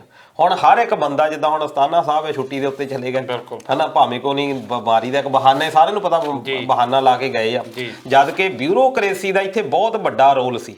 ਸਾਡੀ ਜਿਹੜੀ ਜਿੰਨਾ ਵੀ ਆਪਾਂ ਗੱਲਾਂ ਕਰਦੇ ਆ ਕਿ ਸਿਸਟਮ ਗੰਧਲਾ ਹੋ ਗਿਆ, ਗੰਧਲਾ ਹੋਣ ਦਾ ਕਾਰਨ ਹੀ ਇਹ ਆ ਕਿ ਸਾਡੇ ਕੋਲ ਕਾਨੂੰਨ ਸਾਰੇ ਹੀ ਆ, ਪਰ ਜਦੋਂ ਕਾਨੂੰਨ ਦੀ ਇੰਪਲੀਮੈਂਟੇਸ਼ਨ ਕਰਨੀ ਹੁੰਦੀ ਆ ਗਰੀਬ ਲਈ ਤਾਂ ਉਹਦੇ ਘਰਦਿਆਂ ਨੂੰ ਵੀ ਬੰਦੇ ਨੂੰ ਫੜਨਾ ਹੈ, ਉਹਦੇ ਘਰਦਿਆਂ ਨੂੰ, ਉਹਦੀ ਮਾਂ ਬਾਪ ਭੈਣ, ਉਹ ਸਾਰਿਆਂ ਨੂੰ ਚੱਕ ਲਿਆ ਜਾਂਦਾ। ਆ ਜਿਹੜੀ ਕੱਲ ਤੁਸੀਂ ਖਬਰ ਬਹੁਤ ਨਸ਼ਰ ਹੋਈ ਆ ਕਿ ਇੰਨੇ ਸਾਲ ਹੋ ਗਏ ਸੀ ਕੁੜੀ ਦੇ ਕਰੰਟ ਲਾਇਆ ਸੀ, ਦੋਸ਼ ਕੀ ਸੀ? ਉਹਦੇ ਭਰਾ ਦੀ ਕੋਈ ਕਿਸੇ ਕੇਸ ਦੇ ਵਿੱਚ ਇਨਵੋਲਵਮੈਂਟ ਸੀ, ਉਹਦੀ ਸਿਸਟਰ ਨੂੰ ਚੱਕਿਆ ਗਿਆ, ਜਵਾਨ ਕੁੜੀ ਨੂੰ ਕਰੰਟ ਲਾਇਆ ਗਿਆ, ਸਾਰੀ ਉਮਰ ਉਹ ਵਿਚਾਰੀ ਉਪਾਜ ਰਹੀ ਤੇ ਉਹਦੀ ਡੈਥ ਹੋ ਗਈ। ਉਹਦੇ ਉੱਤੇ ਅਜੇ ਤੱਕ ਕੋਈ ਕੱਢਿਆ ਨਹੀਂ ਗਿਆ। ਇਹੀ ਹੁੰਦਾ ਕਿ ਪੁਲਿਸ ਵਾਲੇ ਵੀ ਆਪਣੇ ਬੰਦਿਆਂ ਨੂੰ ਬਚਾਉਣ ਦਾ ਯਤਨ ਕਰਦੇ ਆ। ਇਦਾਂ ਹੀ ਫਿਰ ਅੱਗੇ ਜਿਹੜੇ ਪੋਲੀਟੀਕਲ ਲੀਡਰ ਆ ਉਹ ਆਪਣੇ ਨਾਲ ਦੇ ਪੋਲੀਟੀਕਲ ਲੀਡਰ ਭਾਵੇਂ ਕਿ ਆਪੋਜ਼ਿਟ ਹੀ ਹੋਣ, ਉਹਨਾਂ ਨੂੰ ਬਚਾਉਣ ਦਾ ਯਤਨ ਕਰਦੇ ਆ।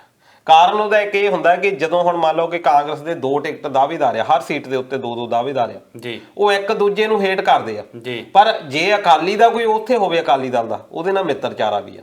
ਕਾਰਨ ਕੀ ਆ ਕਿ ਇਹ ਜਿਹੜਾ ਆਪਣੇ ਨੂੰ ਜ਼ਿਆਦਾ ਦੁਸ਼ਮਣੀ ਮੰਨਦੇ ਆ, ਦੂਜੇ ਨੂੰ ਘੱਟ ਮੰਨਦੇ ਆ। ਹੁਣ ਸੁਖਜਿੰਦਰ ਸਿੰਘ ਰੰਧਾਵਾ ਜਿਹੜੇ ਕਹਿ ਰਹੇ 4.5 ਸਾਲ ਇਹ ਪਈ ਰਹੀ ਆ ਰਿਪੋਰਟ, ਮੈਂ ਹਫ਼ਤੇ ਦੇ ਵਿੱਚ ਜਾਂ 3 ਦਿਨਾਂ 'ਚ ਇਹ ਕੰਮ ਕਰੂੰਗਾ, ਪਰ ਕਰਨਾ ਕਿਹਨਾਂ ਨੇ? ਰੰਧਾਵੇ ਨੇ ਥੋੜੀ ਕਰਨਾ ਜਾਂ ਚੰਨੀ ਨੇ ਥੋੜੀ ਹੱਲ ਕਰਨਾ। ਹੱਲ ਤਾਂ ਕਰਨਾ ਬਿਊਰੋਕ੍ਰੇਸੀ ਨੂੰ, ਉਹਨਾਂ ਨੇ ਸਿਰਫ ਇਹ ਕਹਿਣਾ ਵੀ ਕਰੋ। ਜਿਹੜੇ ਹੁਣ ਬਿਊਰੋਕਰੈਟ ਆ, ਅਸਲ ਦੇ ਵਿੱਚ ਇਹਦੇ ਉੱਤੇ ਸਾਡੇ ਲੋਕਾਂ ਦਾ ਅਜੇ ਤੱਕ ਧਿਆਨ ਨਹੀਂ ਗਿਆ ਕਿ ਸਾਡੀ ਬਿਊਰੋਕ੍ਰੇਸੀ ਬਹੁਤ ਜ਼ਿਆਦਾ ਦਬਾਅ ਦੇ ਵਿੱਚ ਆ, ਲਾਲਚ ਵਿੱਚ ਆ। ਇਹ ਦੋਨਾਂ ਕਾਰਨਾਂ ਦੇ ਕਰਕੇ ਉਹ ਕੰਮ ਨਹੀਂ ਸਹੀ ਕਰ ਰਹੀ। ਅਸੀਂ ਸਿੱਧਾ ਹੀ ਲੀਡਰਾਂ ਦੇ ਉੱਤੇ ਤਾਂ ਦੋਸ਼ ਲਾਉਣ ਲੱਗ ਜਾਂਦੇ ਆ, ਪਰ ਲੀਡਰ ਚਾਹੁਣ ਵੀ ਤਾਂ ਵੀ ਜਿਹੜੇ ਬਿਊਰੋਕਰੇਟ ਆ, ਕਿਉਂਕਿ ਉਹ ਤਾਂ ਪੱਕਾ ਹੀ ਆ, ਉਹਨਾਂ ਨੂੰ ਹਿਲਾਉਣ ਵਾਲਾ ਕੋਈ ਨਹੀਂ। ਲੀਡਰ ਨੇ ਤਾਂ ਹਾਰ ਜਾਣਾ 5 ਸਾਲਾਂ ਬਾਅਦ ਜਾਂ ਜਿੱਤ ਜਾਣਾ, ਉਹਦਾ ਪਤਾ ਨਹੀਂ ਕੁਛ ਵੀ, ਪਰ ਉਹ ਤਾਂ ਆਰਾਮ ਨਾਲ ਬੈਠੇ ਆ। ਤੇ ਉਸ ਤੋਂ ਬਾਅਦ ਵੀ ਉਹ ਕੋਈ ਨਾ ਕੋਈ ਇਦਾਂ ਦੀਆਂ ਰਾਜ ਸਭਾ ਦੀਆਂ ਸੀਟਾਂ ਜਾਂ ਕੁਝ ਹੋਰ ਭੱਤੇ ਲੈ ਲੈਂਦੇ ਆ। ਪਰ ਇਹ ਬੜੀ ਤਰਾਸਦੀ ਆ। ਮੈਨੂੰ ਨਹੀਂ ਲੱਗਦਾ ਵੀ ਇਹ ਜਿਹੜੇ ਹੁਣ ਕਾਂਗਰਸ ਦੇ ਰਹਿ ਗਏ ਆ ਵੀ ਕੁਛ ਇਹਦੇ ਵਿੱਚੋਂ ਨਿਕਲੂਗਾ। ਪਰ ਦਲਜੀਤ ਜੀ ਜਿੱਦਾਂ ਤੁਸੀਂ ਕਿਹਾ ਕਿ ਰਾਜਨੇਤਾ ਚਾਹੇ ਕੋਸ਼ਿਸ਼ ਕਰਨ, ਪਰ ਮੈਂ ਥੋੜਾ ਜਿਹਾ ਇਹਨੂੰ ਵੱਖਰਾ ਸੋਚਦਾ ਕਿ ਕਿਤੇ ਨਾ ਕਿਤੇ ਜੇ ਆਪਾਂ CM ਦਾ ਅਹੁਦਾ ਜਿਹੜਾ ਆ ਜਾਂ ਗ੍ਰਹਿ ਮੰਤਰੀ ਦਾ ਅਹੁਦਾ ਆ ਉਹ ਬਹੁਤ ਵੱਡਾ ਹੁੰਦਾ ਆ, ਬਹੁਤ ਵੱਡੀਆਂ ਪਾਵਰਾਂ ਹੁੰਦੀਆਂ। ਜੇ ਸਾਡੇ ਕੋਲ ਨੀਤੀ ਤੇ ਨੀਤ ਹੋਵੇ ਸਾਡੇ ਲੀਡਰਾਂ ਕੋਲ ਤਾਂ ਬਹੁਤ ਕੁਝ ਕੀਤਾ ਜਾ ਸਕਦਾ, ਪਰ ਜਿਹੜੀ ਸਾਡੀ ਲੀਡਰਸ਼ਾਹੀ ਆ ਉਹਦੇ ਵਿੱਚ ਕਿਤੇ ਨਾ ਕਿਤੇ ਨੀਤ ਦੀ ਤੇ ਨੀਤੀ ਦੀ ਘਾਟ ਪਾਈ ਜਾਂਦੀ, ਜਿਹਦਾ ਫਾਇਦਾ ਸਾਡੀ ਅਫਸਰਸ਼ਾਹੀ ਚੁੱਕਦੀ ਆ। ਉਹਦੇ ਬਿਲਕੁਲ ਇਹ ਤੁਹਾਡੀ ਗੱਲ ਸਹੀ ਆ। ਹੁਣ ਤੁਸੀਂ ਦੇਖੋ ਕਿ ਰਾਜਾ ਵੜਿੰਗ ਨੇ ਬੱਸਾਂ ਸਾਰੀਆਂ ਚੱਕੀਆਂ ਜੀ, ਕਿ ਬਹੁਤ ਵਧੀਆ ਕੰਮ ਲੋਕਾਂ ਨੇ ਕੀਤਾ, ਪਰ ਉਹਦਾ ਮੇਨ ਟਾਰਗੇਟ ਅਕਾਲੀ ਸੀ। ਜੇ ਉਹ ਸਹੀ ਨੀਤ ਹੁੰਦੀ ਜੀ ਕਿ ਮੈਂ ਨੀਤ ਨਾਲ ਕੰਮ ਕਰਨਾ, ਚਾਹੇ ਕੋਈ ਕਾਂਗਰਸ ਸੀ ਚਾਹੇ ਅਕਾਲੀ, ਬਿਲਕੁਲ ਸਮੱਸਿਆ ਹੀ ਇੱਥੇ ਹੁੰਦੀ। ਹੁਣ ਜਿਹੜਾ ਬੰਦਾ ਕੰਮ ਵੀ ਕਰਨ ਲੱਗਦਾ ਉਹਨੂੰ ਕੋਈ ਇਦਾਂ ਦਾ ਉਹਦਾ ਕੇਸ ਕੱਢ ਲਿਆ ਜਾਂਦਾ, ਚੰਨੀ ਦੇ ਵੀ ਆ ਸਾਰਿਆਂ ਕੋਲ। ਹੁਣ ਇਹ ਵੀ ਕਿਹਾ ਜਾਂਦਾ ਸੀ ਵੀ ਜਿਹੜੇ ਬੰਦੇ ਬੋਲਦੇ ਨਹੀਂ, ਬਹੁਤ ਸਾਰੇ ਲੀਡਰ ਜਿਹੜੇ ਆ ਸੁਖਬੀਰ ਬਾਦਲ ਦੇ ਖਿਲਾਫ ਨਹੀਂ ਬੋਲਦੇ, ਉਹ ਕਾਰਨ ਹੀ ਇਹ ਆ ਕਹਿੰਦੇ ਵੀ ਉਹਨਾਂ ਕੋਲ ਨੈਗੇਟਿਵ ਕੋਈ ਨਾ ਕੋਈ ਚੀਜ਼ਾਂ ਇਦਾਂ ਦੀਆਂ ਪਈਆਂ, ਉਹ ਆਪਣਾ ਕੋਈ ਨਾ ਕੋਈ ਇਦਾਂ ਦਾ ਨੈਗੇਟਿਵ ਰੱਖ ਲੈਂਦੀ ਹੈ। ਜਿਹੜਾ ਬੰਦਾ ਕੰਮ ਕਰਨ ਦੀ ਕੋਸ਼ਿਸ਼ ਵੀ ਕਰਦਾ, ਜੇ ਕੋਈ ਬੋਲਣ ਦਾ ਯਤਨ ਕਰਦਾ, ਉਹ ਫਿਰ ਖਹਿਰੇ ਵਾਂਗੂ ਫਸਾ ਲਿਆ ਵੀ ਜਾਂਦਾ। ਉਹ ਫਿਰ ਅਗਲਾ ਕਹਿੰਦਾ ਵੀ ਮੈਂ ਕੀ ਲੈਣਾ, ਲੋਕਾਂ ਦਾ ਮੈਨੂੰ ਸਾਥ ਇੰਨਾ ਮਿਲਣਾ ਨਹੀਂ ਤੇ ਪਾਰਟੀਬਾਜ਼ੀ ਨੂੰ ਵੋਟ ਪੈਂਦੀ ਆ, ਤੇ ਫਿਰ ਅਸੀਂ ਕੀ ਕਰੀਏ। ਲਸਾੜਾ ਸਾਹਿਬ ਤੁਹਾਡੀ ਟਿੱਪਣੀ ਮੈਂ ਇਸ ਤੇ ਜ਼ਰੂਰ ਚਾਹੂੰਗਾ ਕਿਉਂਕਿ ਇਹ ਮੁੱਦਾ ਬਹੁਤ ਵੱਡਾ ਆ ਪੰਜਾਬ ਦੇ ਲਈ। ਜਿਹੜਾ ਇੱਕ ਤਰੀਕੇ ਨਾਲ ਇਹ ਤੇ ਉੜਤਾ ਪੰਜਾਬ ਵਰਗੀਆਂ ਫਿਲਮਾਂ ਬਣਨ ਲੱਗ ਪਈਆਂ, ਜਿਹੜਾ ਸਾਡਾ ਰੰਗਲਾ ਪੰਜਾਬ ਸੀ ਉਹਨੂੰ ਨਸ਼ਿਆਂ ਨਾਲ ਜੋੜ ਕੇ ਵੇਖਣਾ ਪਿਆ, ਤੇ ਉਹਦੇ ਵਿੱਚ ਕਿਤੇ ਨਾ ਕਿਤੇ ਸਾਡੀ ਅਫਸਰਸ਼ਾਹੀ ਤੇ ਸਾਡੇ ਲੀਡਰ ਦੋਵੇਂ ਜ਼ਿੰਮੇਵਾਰ ਆ।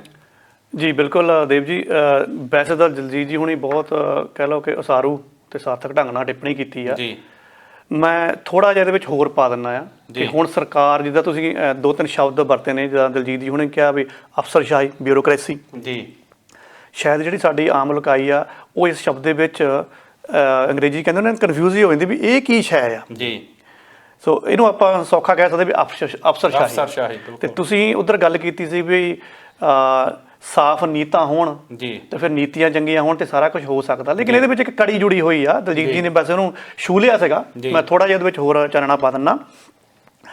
ਇਸ ਟਾਈਮ ਪੰਜਾਬ ਸਰਕਾਰ ਜਿਹੜੀ ਆ ਨਵੇਂ ਅਫਸਰ ਲਾਉਣ ਦੀ ਤਿਆਰੀ 'ਚ ਆ ਜੀ। ਖਬਰਾਂ ਸਾਰੇ ਪਾਸੇ ਨਿਕਲ ਕੇ ਆ ਗਈਆਂ, ਇਹਦੇ ਵਿੱਚੋਂ ਹੀ ਸਾਰੀਆਂ ਚੀਜ਼ਾਂ ਨਿਕਲ ਕੇ ਆਉਣੀਆਂ। ਜਿੱਦਾਂ ਦਲਜੀਤ ਨੇ ਕਿਹਾ ਕਿ ਆਪਾਂ ਭੰਡ ਦਿੰਦੇ ਹਾਂ ਕਈ ਵਾਰ ਲੀਡਰਾਂ ਨੂੰ ਕਿ ਕੀਤਾ ਨਹੀਂ, ਤਾਂ ਰਾਜਾ ਵੜਿੰਗ ਦੀ ਉਹਨਾਂ ਨੇ ਇੱਕ ਬਹੁਤ ਵਧੀਆ ਉਦਾਹਰਨ ਲਈ ਆ। ਚਲੋ ਉਹਦੇ ਵਿੱਚ ਵੀ ਉਹਨਾਂ ਨੇ ਕਿਹਾ ਵੀ ਨੀਤ ਥੋੜੀ ਜਿਹੀ ਇੱਕ ਤਰਫਾ ਨਿਕਲ ਗਈ ਆ। ਕਈ ਵਾਰ ਕੀ ਹੁੰਦਾ ਕਿ ਹੁਕਮ ਤਾਂ ਚਾੜ ਦਿੱਤੇ ਜਾਂਦੇ ਆ ਜੀ, ਨੋਟੀਫਿਕੇਸ਼ਨ ਵੀ ਦਿਖਾ ਦਿੱਤੇ ਜਾਂਦੇ ਵਰਕਿੰਗ ਤੋਂ, ਮੈਂ ਕੱਢ ਦਿੱਤਾ ਆ, ਲੇਕਿਨ ਥੱਲੇ ਆਉਂਦੇ ਆਉਂਦੇ ਉੱਥੇ ਕੱਖ ਨਹੀਂ ਕੰਮ ਹੁੰਦਾ ਹੈਗਾ।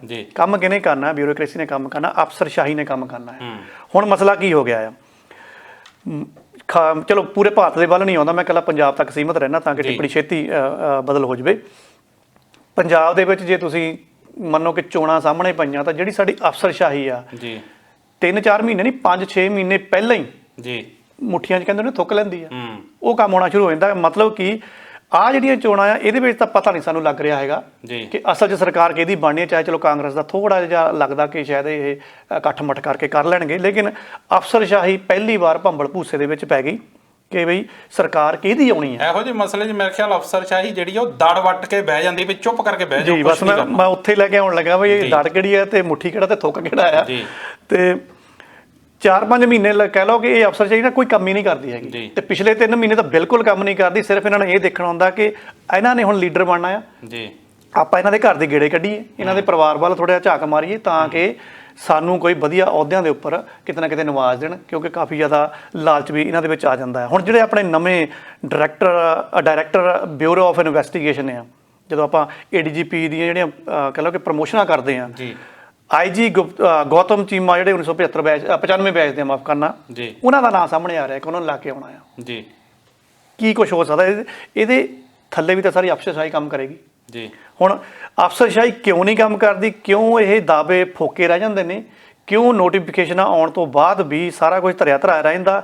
ਉੱਥੇ ਮਸਲਾ ਇਹ ਆ ਕਿ ਅਫਸਰਸ਼ਾਹੀ ਦੇ ਉੱਪਰ ਦਬਾਅ ਬਹੁਤ ਹੈ, ਜਿਸ ਤਰ੍ਹਾਂ ਦਲਜੀਤ ਨੇ ਕਿਹਾ ਜੀ, ਦੋ ਤਰਫਾ ਦਬਾਅ ਆ।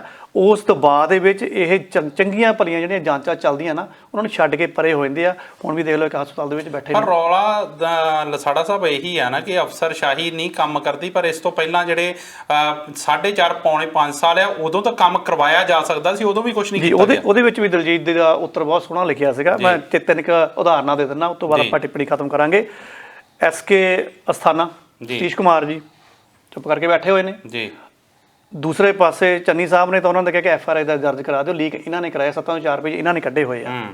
ਵਰਿੰਦਰ ਕੁਮਾਰ ਆ ਜਿਹੜਾ ਆਪਣਾ ADGP ਆ ਜੀ, ਉਹਦੇ ਵਿੱਚ ਆਪਾਂ IGC ਹਰਪ੍ਰੀਤ ਸ਼ੁਕਲਾ ਦੀ ਉਦਾਹਰਨ ਲੈ ਸਕਦੇ ਹਾਂ, ਕਮਰ ਵਿਜੇ ਪ੍ਰਤਾਪ ਦੀ ਉਦਾਹਰਨ ਲੈ ਸਕਦੇ ਹਾਂ। ਕਹਿ ਲਓ ਕਿ ਜਿਹੜੇ IPS ਅਫਸਰ ਆ ਕਿਤੇ ਨਾ ਕਿਤੇ ਇਹਨਾਂ ਦੇ ਮਾੜੇ ਤਾਰ ਇਹਨਾਂ ਦੇ ਕੋਲ ਪਏ ਹੁੰਦੇ ਨੇ। ਇਹ ਜਿਹੜੇ ਚੰਗੇ ਅਫਸਰ ਸਾਨੂੰ ਲੱਭਦੇ ਨਹੀਂ ਹੈਗੇ। ਹਰਿਆਣਾ ਦਾ ਦੀਪਕ ਕੁਮਾਰ ਦੇਖ ਲਓ, ਦੀਪਕ ਕੁਮਾਰ ਸੇਤੀਆ ਜੀ, ਕਰੋੜਾਂ ਦੀ ਚੋਰੀ ਦਾ ਹੋਇਆ ਆ, ਇਹਦੇ ਉੱਪਰ ਮਾਮਲਾ ਦਰਜ ਤੇ ਭਗੌੜਾ ਆ ਜੀ। ਤੇ ਜੇ ਆਪਾਂ ਬੰਬੇ ਦੇ ਕਮਿਸ਼ਨਰ ਪਰਮਵੀਰ ਸਿੰਘ ਦੀ ਕਰ ਲਈਏ, ਉਹ ਸਸਪੈਂਡਡ ਹੀ ਕਰ ਦਿੱਤੇ ਗਏ ਆ। ਤੇ ਇਹਦੇ ਵਿੱਚ ਆਪਾਂ ਹਰਪ੍ਰੀਤ ਸਿੰਘ ਸਿੱਧੂ ਨੂੰ ਵੀ ਦਲਜੀਤ ਸ਼ਾਮਲ ਕਰ ਸਕਦੇ ਆ। ਮਸਲਾ ਕੀ ਆ ਕਿ ਇਹਨਾਂ ਦੇ ਜਿਹੜੇ ਆਪਾਂ ਕਹਿ ਸਕਦੇ ਕਾਲੇ ਕੰਮ ਆ ਨਾ, ਉਹ ਵੀ ਨਾਲ ਇਹਨਾਂ ਨੇ ਕੋਟ ਕਰਕੇ ਰੱਖੇ ਹੁੰਦੇ ਆ। ਇਸ ਕਰਕੇ ਦੋਹਰੇ ਦਬਾਅ ਦੇ ਵਿੱਚ ਹੁਕਮ ਚੱਲ ਜਾਂਦੇ ਉੱਪਰੋਂ, ਲੇਕਿਨ ਅਫਸਰਸ਼ਾਹੀ ਕੰਮ ਨਹੀਂ ਕਰਦੀ, ਖਾਸ ਕਰਕੇ ਪੰਜਾਬ ਦੇ ਵਿੱਚ। ਜੀ, ਪਰ ਚਲੋ ਖੈਰ ਹੁਣ ਤਾਂ ਟਾਈਮ ਵੀ ਬਹੁਤ ਥੋੜਾ ਰਹਿ ਗਿਆ। ਪਤਾ ਨਹੀਂ 1-2-4 ਦਿਨਾਂ ਦੇ ਵਿੱਚ ਕਦੋਂ ਜਿਹੜਾ ਚੋਣ ਜਾਬਤਾ ਲੱਗ ਜਾਣਾ ਆ। ਮੇਰੇ ਖਿਆਲ ਜਿੰਨੀਆਂ ਗੱਲਾਂ ਕੀਤੀਆਂ ਇਹਨੇ ਇੱਕ ਤਰ੍ਹਾਂ ਨਾਲ ਫੋਕੇ ਵਾਧੇ ਹੀ ਰਹਿ ਜਾਣੇ ਆ।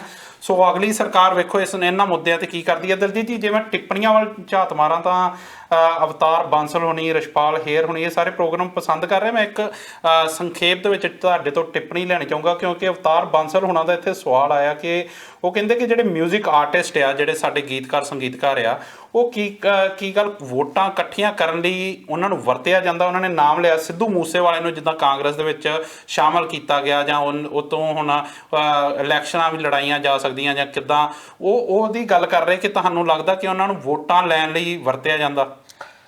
ਦੇਖੋ, ਇਹ ਵੋਟਾਂ ਜਿਹੜੀਆਂ ਇੱਕ ਗਾਇਕੀ ਆ, ਇਹ ਇੱਕ ਮੱਸ ਆ, ਇੱਕ ਕੁਛ ਰੂਹ ਨੂੰ ਖੁਰਾਕ ਆ ਰੂਹ ਦੀ। ਜੇ ਵੋਟਾਂ ਗਾਇਕੀ ਦੇ ਨਾਂ ਦੇ ਉੱਤੇ ਪੈਂਦੀਆਂ ਜਾਂ ਬੱਲੇ ਬੱਲੇ ਵੇ ਅਸੀਂ ਤੇਰੇ ਨਾਲ ਆ, ਜੇ ਕੰਪੈਰੀਜ਼ਨ, ਉਹਦਾ ਕੰਪੈਰੀਜ਼ਨ ਬੱਬੂ ਮਾਨ ਨਾਲ ਤਾਂ ਹੋ ਸਕਦਾ, ਉਹਦਾ ਕੰਪੈਰੀਜ਼ਨ ਚੰਨੀ ਨਾਲ ਨਹੀਂ ਹੋ ਸਕਦਾ, ਬਾਦਲ ਨਾਲ ਨਹੀਂ ਹੋ ਸਕਦਾ, ਕੈਪਟਨ ਨਾਲ ਨਹੀਂ ਹੋ ਸਕਦਾ। ਇਹਦੀ ਉਦਾਹਰਨ ਤੁਸੀਂ ਦੇਖ ਲਓ ਕਿ ਪਹਿਲਾਂ ਕੁਲਦੀਪ ਮਾਣਕ ਸ਼ਾਇਦ ਪਹਿਲੇ ਗਵਈਏ ਸੀ ਜਿਹੜੇ ਕਿ ਬਠਿੰਡੇ ਤੋਂ ਲੋਕ ਸਭਾ ਦੀ ਚੋਣ ਲੜੇ ਸੀ, ਬਹੁਤ ਭਾਰੀ ਮਾਤਰਾ ਦੇ ਵਿੱਚ ਹਾਰੇ, ਆਪਣੀ ਬਹੁਤ ਜ਼ਿਆਦਾ ਪੈਸਾ ਵੀ ਗਵਾ ਲਿਆ। ਇਹ ਕਿਹਾ ਜਾਂਦਾ ਵੀ ਉਹਨਾਂ ਦੀ ਜਿਹੜੀ ਬਹੁਤ ਜ਼ਿਆਦਾ ਇੰਨੀ ਦੌਲਤ ਉੱਥੇ ਨਸ਼ਟ ਹੋਈ ਉਸ ਚੋਣ ਦੇ ਵਿੱਚ ਕਿ ਮੁੜ ਕੇ ਪੈਰਾਂ ਸਿਰ ਨਹੀਂ ਹੋਏ। ਜੀ, ਉਸ ਤੋਂ ਬਾਅਦ ਬਹੁਤ ਸਾਰੇ ਨਾਂ ਅਸੀਂ ਲੈ ਸਕਦੇ ਹਾਂ। ਘੁੱਗੀ ਸਾਹਿਬ ਦਾ ਨਾਂ ਲੈ ਸਕਦੇ ਹਾਂ, ਆਪਣੇ ਆਹ ਮਾਝੇ ਦੀ ਮੋਮਬੱਤੀ ਵਾਲਾ ਹੁੰਦਾ ਸੀ ਬਲਕਾਰ ਸਿੱਧੂ ਦਾ ਨਾਂ ਲੈ ਸਕਦੇ ਹਾਂ, ਸਤਵਿੰਦਰ ਬਿੱਟੀ ਦਾ ਨਾਂ ਲੈ ਸਕਦੇ ਹਾਂ। ਮੁਹੰਮਦ ਵੀ ਚਰਚਾ 'ਚ ਬਹੁਤ ਹੈਗੇ ਆ। ਹੁਣ ਉਹਦੇ ਵਿੱਚ ਸਿਰਫ 2 ਬੰਦੇ ਕਾਮਯਾਬ ਹੋਏ ਆ, ਇੱਕ ਮੁਹੰਮਦ ਸਦੀਕ ਤੇ ਇੱਕ ਹੋਇਆ ਕਾਮਯਾਬ ਭਗਵੰਤ ਮਾਨ। ਭਗਵੰਤ ਮਾਨ ਨੋ ਡਾਊਟ ਕਿ ਪਿਛਲੀਆਂ ਤੁਸੀਂ ਹਨਾ ਕਾਮੇਡੀ ਚੌਕ ਕੇ ਦੇਖੋ, ਉਹ ਕਟਾਕਸ ਲੋਕਾਂ ਨਾਲ ਜੋੜਦੇ ਸੀ। ਤੁਸੀਂ ਮੈਨੂੰ ਲੱਗਦਾ ਹੰਸਰਾਜ ਹੰਸ ਉਹਨਾਂ ਨੂੰ ਭੁੱਲ ਗਏ, ਜਿਹੜੇ ਡਰ ਗਏ ਮੈਂ ਉੱਥੇ ਆਉਣਾ ਸੀ। ਫਕੀਰ ਬੰਦੇ ਜਿਹੜੇ ਦਿੱਲੀੋਂ ਜਾ ਕੇ ਜਿੱਤੇ, ਉਹਨਾਂ ਨੂੰ ਭੁੱਲ ਗਏ ਤੁਸੀਂ। ਨਹੀਂ, ਉਹਦਾ ਕਾਰਨ ਇਹ ਸੀ, ਉਹ ਅਸਲ ਦੇ ਵਿੱਚ ਪੰਜਾਬ ਵਿੱਚ ਫੇਲਰ ਸੀ।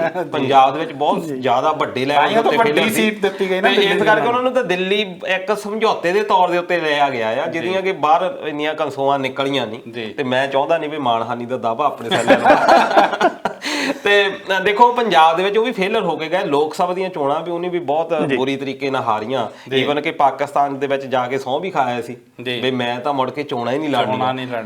ਇਹ ਕਾਰਨ ਉਹ ਕਹਿੰਦੇ, ਉਹਨਾਂ ਨੇ ਉਸ ਤੋਂ ਬਾਅਦ ਕਿਹਾ, ਕਹਿੰਦੇ ਫਕੀਰਾਂ ਦੀ ਮੌਜ ਆ, ਮੇਰਾ ਦਿਲ ਕਰਦਾ ਮੈਂ ਲੜ ਪਿਆ ਫਿਰ ਇਹ ਜਦੋਂ। ਬਿਲਕੁਲ, ਤੇ ਇਹੀ ਗੱਲ ਹੁੰਦੀ ਆ ਅਸਲ ਦੇ ਵਿੱਚ। ਸਾਡੇ ਲੋਕੀ ਬਹੁਤ ਜ਼ਿਆਦਾ ਕਹਿ ਲਓ ਕਿ ਛੇਤੀ ਦੇ ਦਿੰਦੇ ਰਿਐਕਸ਼ਨ। ਐਕਸ਼ਨ ਦਾ ਇੱਕ ਰਿਐਕਸ਼ਨ ਹੁੰਦਾ, ਇੱਕ ਕੈਮੀਕਲ ਜਿਹੜੇ ਰਿਐਕਸ਼ਨ ਤੁਸੀਂ ਪੜ੍ਹੇ ਹੋਣੇ ਆ ਸਾਇੰਸ ਦੇ ਵਿੱਚ, ਪਰ ਉਹਦੇ ਲਈ ਜੇ ਕੈਮੀਕਲ ਰਿਐਕਸ਼ਨ ਸੇ ਇੱਕੋ ਜਿਹੇ ਰਿਜ਼ਲਟ ਹੋਣੇ ਚਾਹੀਦੇ ਆ। ਪਰ ਸਾਡੇ ਪੰਜਾਬ ਦੇ ਲੋਕਾਂ ਦੇ ਰਿਜ਼ਲਟ ਕਦੀ ਇੱਕੋ ਜਿਹੇ ਨਹੀਂ ਆਏ। ਇਹ ਕੈਮੀਕਲ ਰਿਐਕਸ਼ਨ ਯਾਨੀ ਸਾਇੰਸ ਯਾਨੀ ਤਰਕ ਦੇ ਆਧਾਰ ਦੇ ਉੱਤੇ ਕੰਮ ਨਹੀਂ ਕਦੀ ਵੀ ਕਰਦੇ। ਇਹਨਾਂ ਦਾ ਤਰਕ ਕੁਝ ਹੋਰ ਤਰੀਕੇ ਦਾ ਹੀ ਹੁੰਦਾ। ਹੁਣ ਇਹੀ ਕਾਰਨ ਹੈ ਕਿ ਅਸੀਂ ਫੇਲਰ ਹੁੰਦੇ ਆ।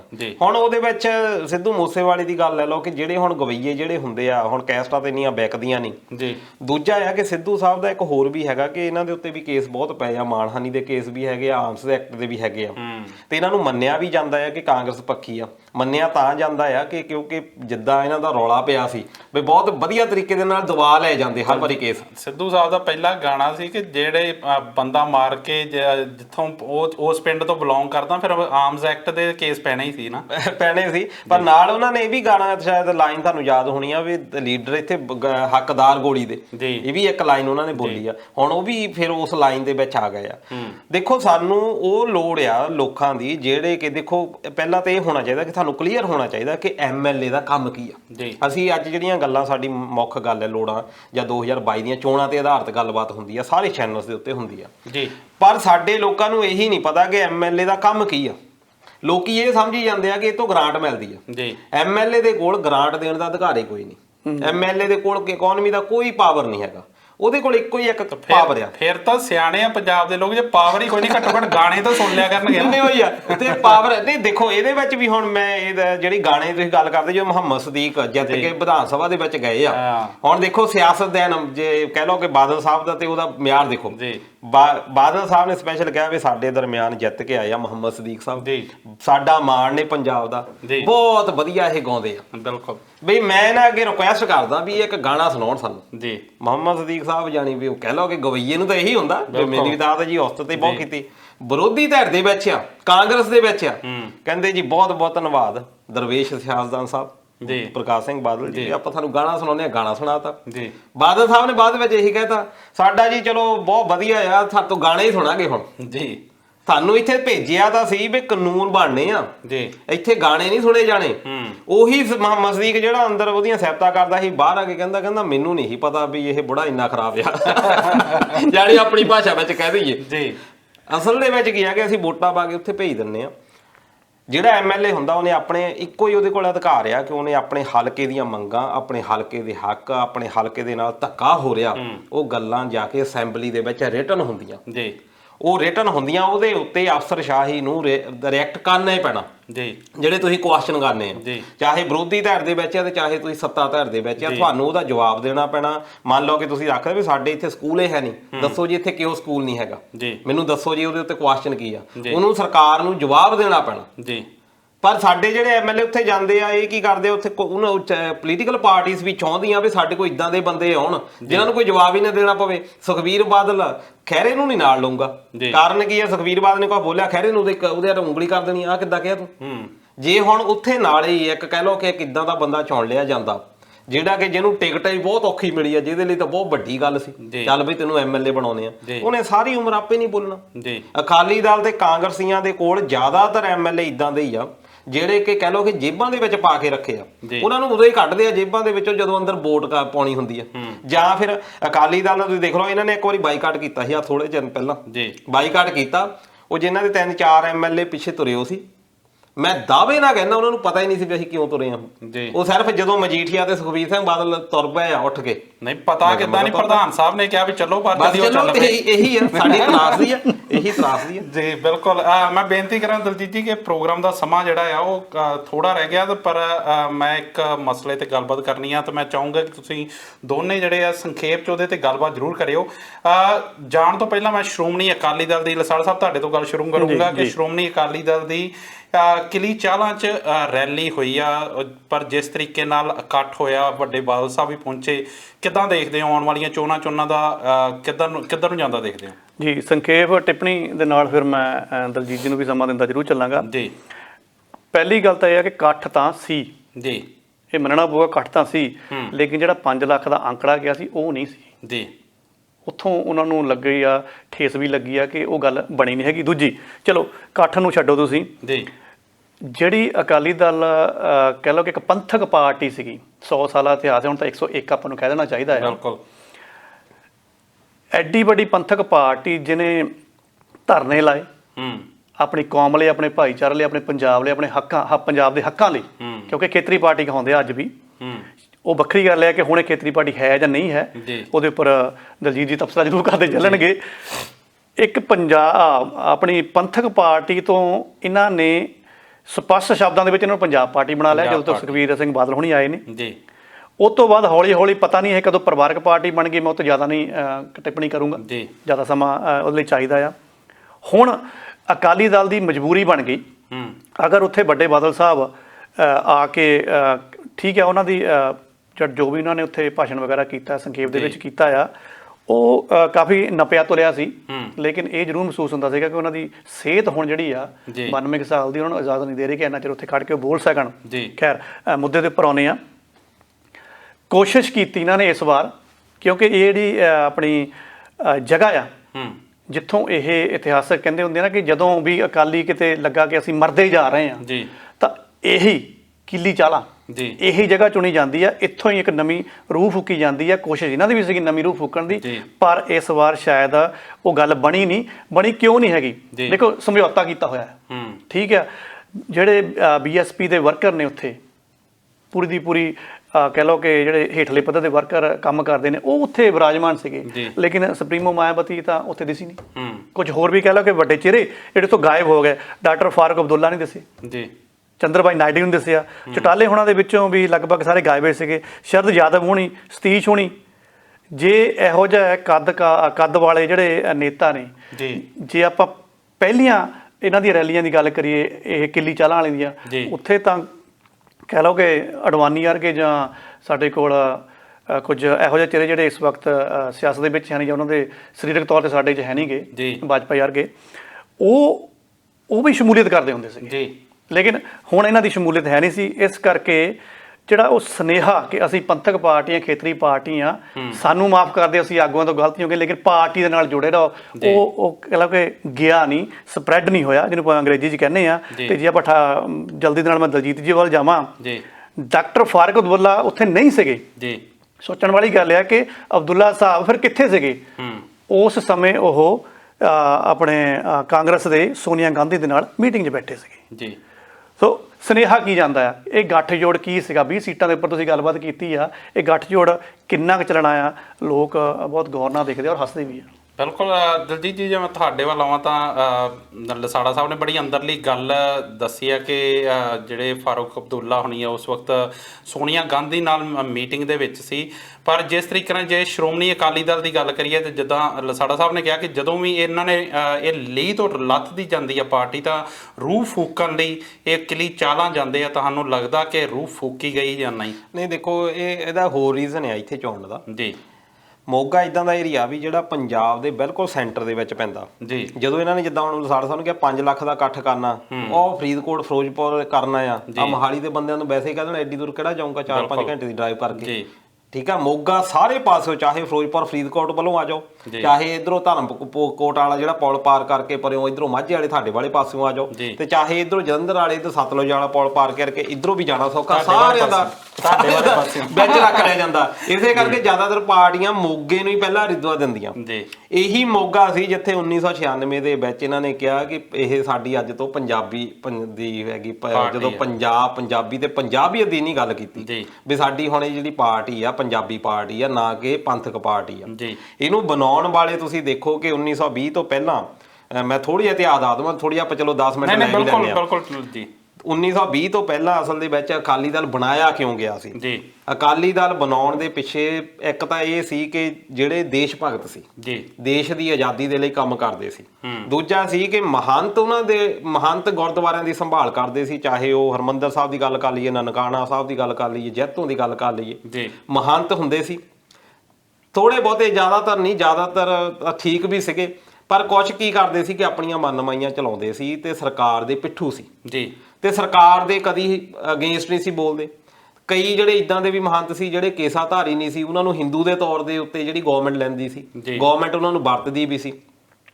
ਗਵਰਨਮੈਂਟ ਨੇ ਪਹਿਲਾਂ ਤਾਂ ਉਹਨਾਂ ਨੂੰ ਵਰਤਿਆ ਇਸ ਕਰਕੇ ਕਿ ਜਿਹੜਾ ਗਦਰ ਲਹਿਰ ਦੇ ਵਿੱਚ ਜਿਹੜੇ ਵਿਦਰੋਹੀ ਸੀ ਜਾਂ ਦੇਸ਼ ਭਗਤ ਜਿਹੜੇ ਸੀਗੇ, ਉਹਨਾਂ ਨੂੰ ਕਿਹਾ ਗਿਆ ਕਿ ਤੁਸੀਂ ਜਿਹੜਾ ਉਹਨਾਂ ਨੂੰ ਵਿਦਰੋਹੀ ਕਰਾਰ ਦਿੱਤਾ ਗਿਆ, ਇੱਕ ਹੁਕਮਨਾਮਾ ਕੀਤਾ ਗਿਆ।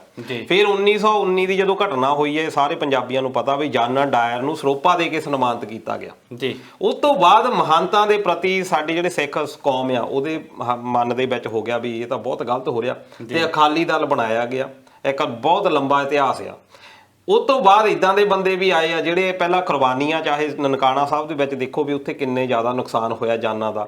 ਫਿਰ ਪ੍ਰੀ ਪਾਰਟੀਸ਼ਨ ਤੋਂ ਪਹਿਲਾਂ ਤਾਂ ਕੁਛ ਠੀਕ ਸੀ, ਫਿਰ ਪਾਰਟੀਸ਼ਨ ਤੋਂ ਬਾਅਦ ਸਾਨੂੰ ਕਿਹੜੀਆਂ ਸਮੱਸਿਆਵਾਂ ਦਾ ਇੱਕ ਬਹੁਤ ਵੱਡਾ ਇਤਿਹਾਸ ਆ, ਬਹੁਤ ਵੱਡੀਆਂ ਕਿਤਾਬਾਂ ਇਹਦੇ ਉੱਤੇ ਲਿਖੀਆਂ ਹੋਈਆਂ। ਪਰ ਜਿਹੜੀ ਹੁਣ ਆਪਾਂ ਹੁਣ ਦੀ ਗੱਲ ਆਈਏ ਪਰਿਵਾਰਵਾਦ ਦੇ ਉੱਤੇ, ਵੀ ਬਾਦਲ ਸਾਹਿਬ ਨੇ ਜਿਸ ਤਰੀਕੇ ਨਾਲ ਸਿਆਸਤ ਕੀਤੀ ਉਹਦੇ ਵਿੱਚ ਕਹਿ ਤਾਂ ਦਿੰਦੇ ਆ ਵੀ ਅਸੀਂ ਕੁਰਬਾਨੀਆਂ ਦਿੰਨੇ ਆ, ਪਰ ਕੁਰਬਾਨੀਆਂ ਕਰਵਾਈਆਂ ਹੀ ਗਈਆਂ ਜੀ। ਇਹੀ ਜਥੇਦਾਰ ਟੌਹਰਾ ਸਾਹਿਬ ਸੀਗੇ, ਜਥੇਦਾਰ ਪ੍ਰਕਾਸ਼ ਸਿੰਘ ਬਾਦਲ ਸੀਗੇ, ਜਿਨ੍ਹਾਂ ਨੇ ਯੂਨਾਈਟਿਡ ਨੇਸ਼ਨਸ ਦੇ ਵਿੱਚ ਇਹ ਵੀ ਲਿਖ ਕੇ ਦਿੱਤਾ ਆ ਖਾਲਿਸਤਾਨ ਦੇ ਹੱਕ ਵਿੱਚ, ਸਾਈਨ ਵੀ ਹੋਏ ਹੋਏ ਇਹਨਾਂ ਦੇ।